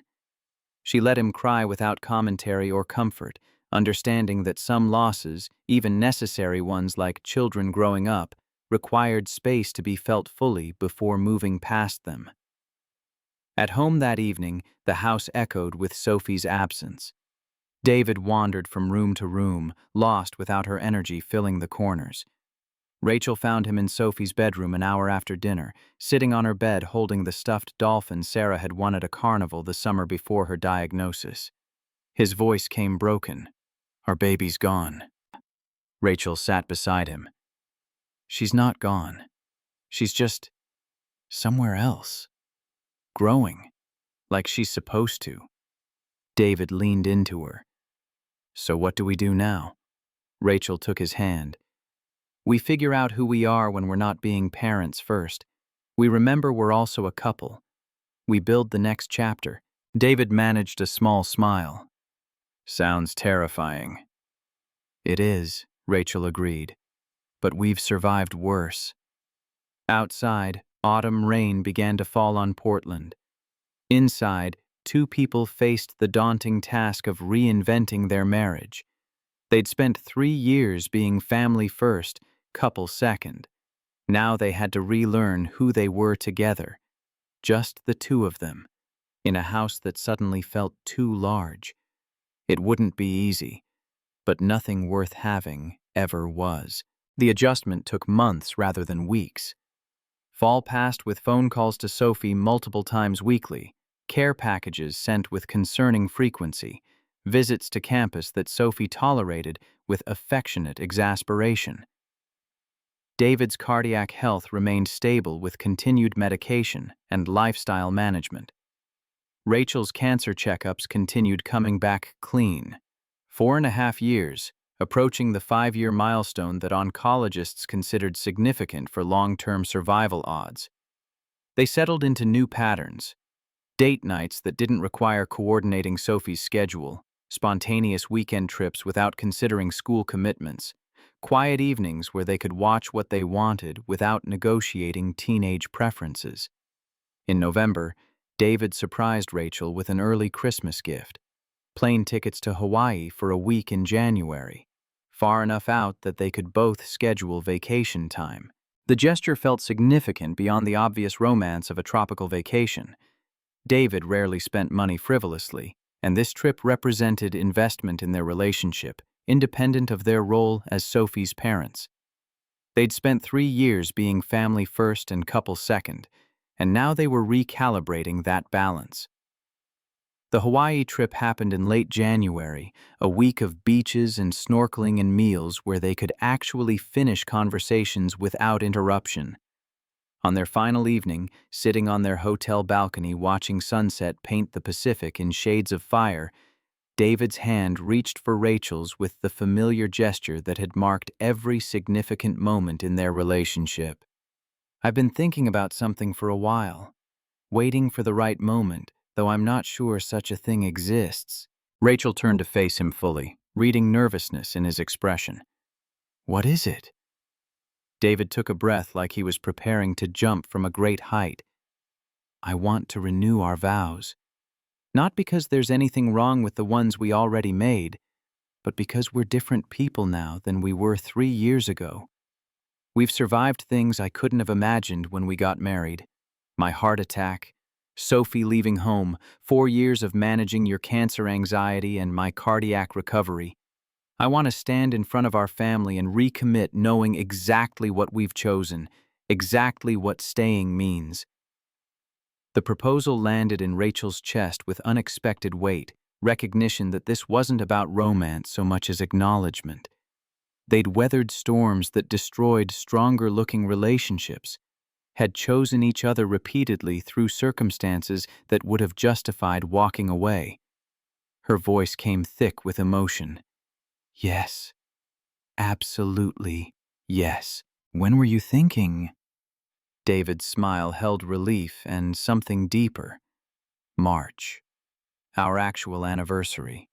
Just family and close friends, maybe at Forest Park where I proposed originally.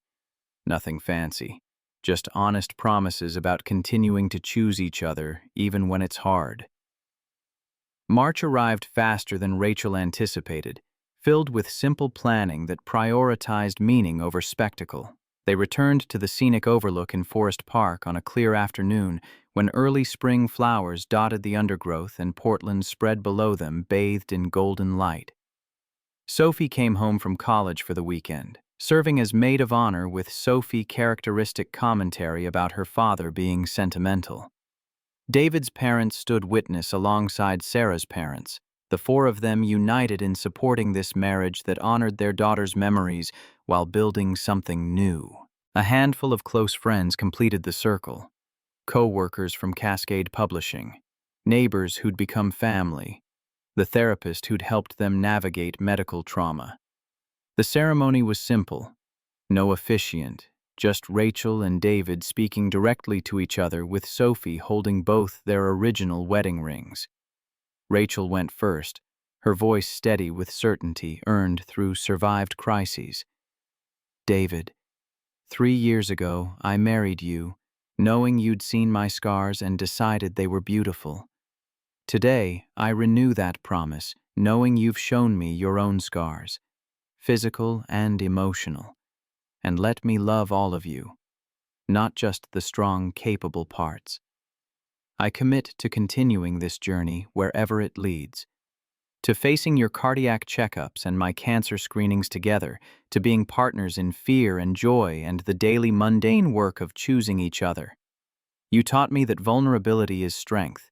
Now I promise to honor your vulnerability the way you've honored mine." David's response came rougher, emotion thickening his words. "Rachel, you walked into my life when I thought my capacity for love had been buried with Sarah. You taught me that hearts don't have finite room. They expand to hold what we're brave enough to accept.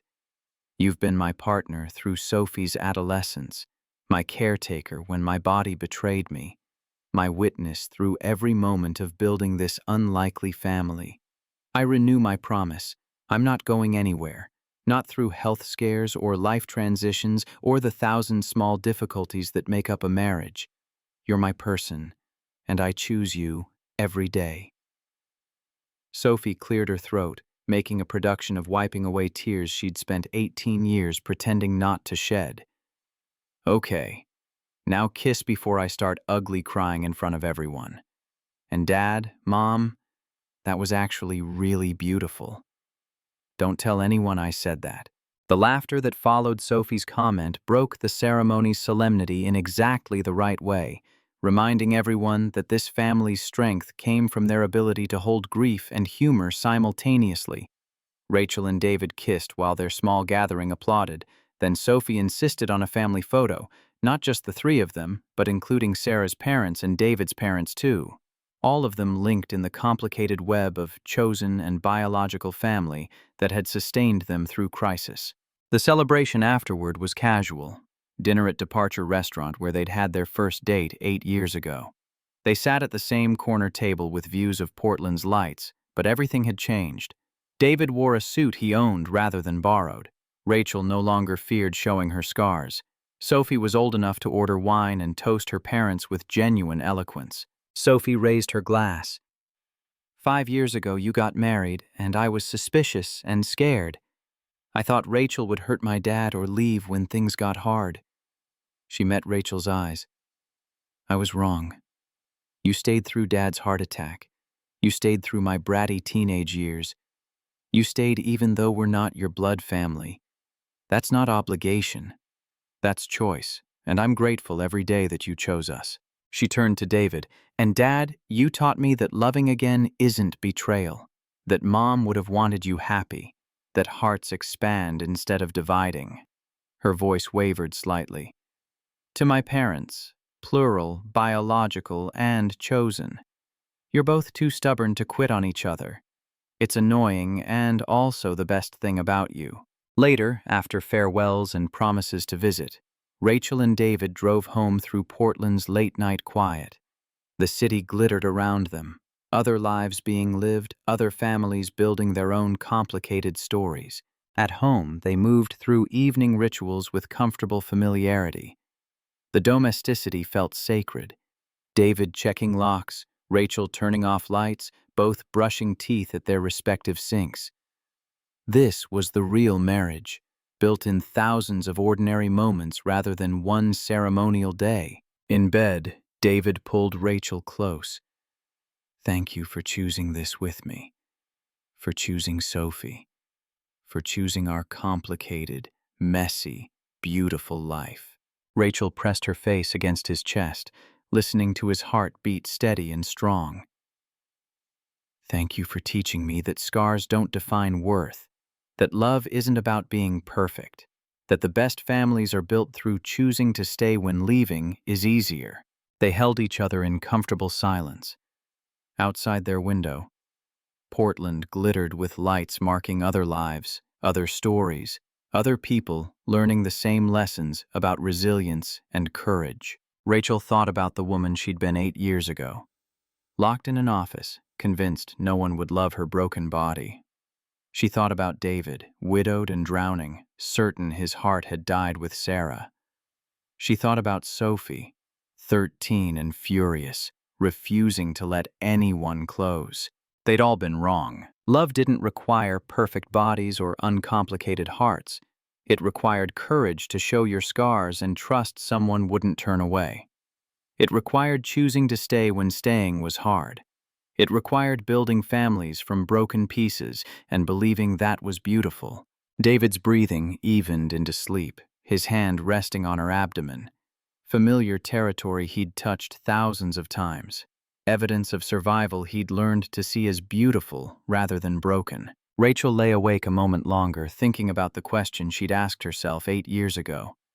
Who would want someone broken? The answer was simple. Someone broken too. Someone brave enough to see that brokenness wasn't failure. It was the price of having lived fully, loved deeply, fought fiercely, Someone who understood that the best love stories weren't written by perfect people, but built by scarred survivors who chose each other's brokenness and called it beautiful. Rachel closed her eyes and let sleep take her. Tomorrow would bring its own challenges. Checkups and medications and the daily work of staying whole. Sophie would call with questions about organic chemistry. David's cardiologist would adjust his prescriptions. Rachel's oncologist would schedule her next screening. But tonight, they were simply this: two broken people, perfectly matched. Proof that scars could be beautiful. Evidence that love required courage, not perfection. Enough.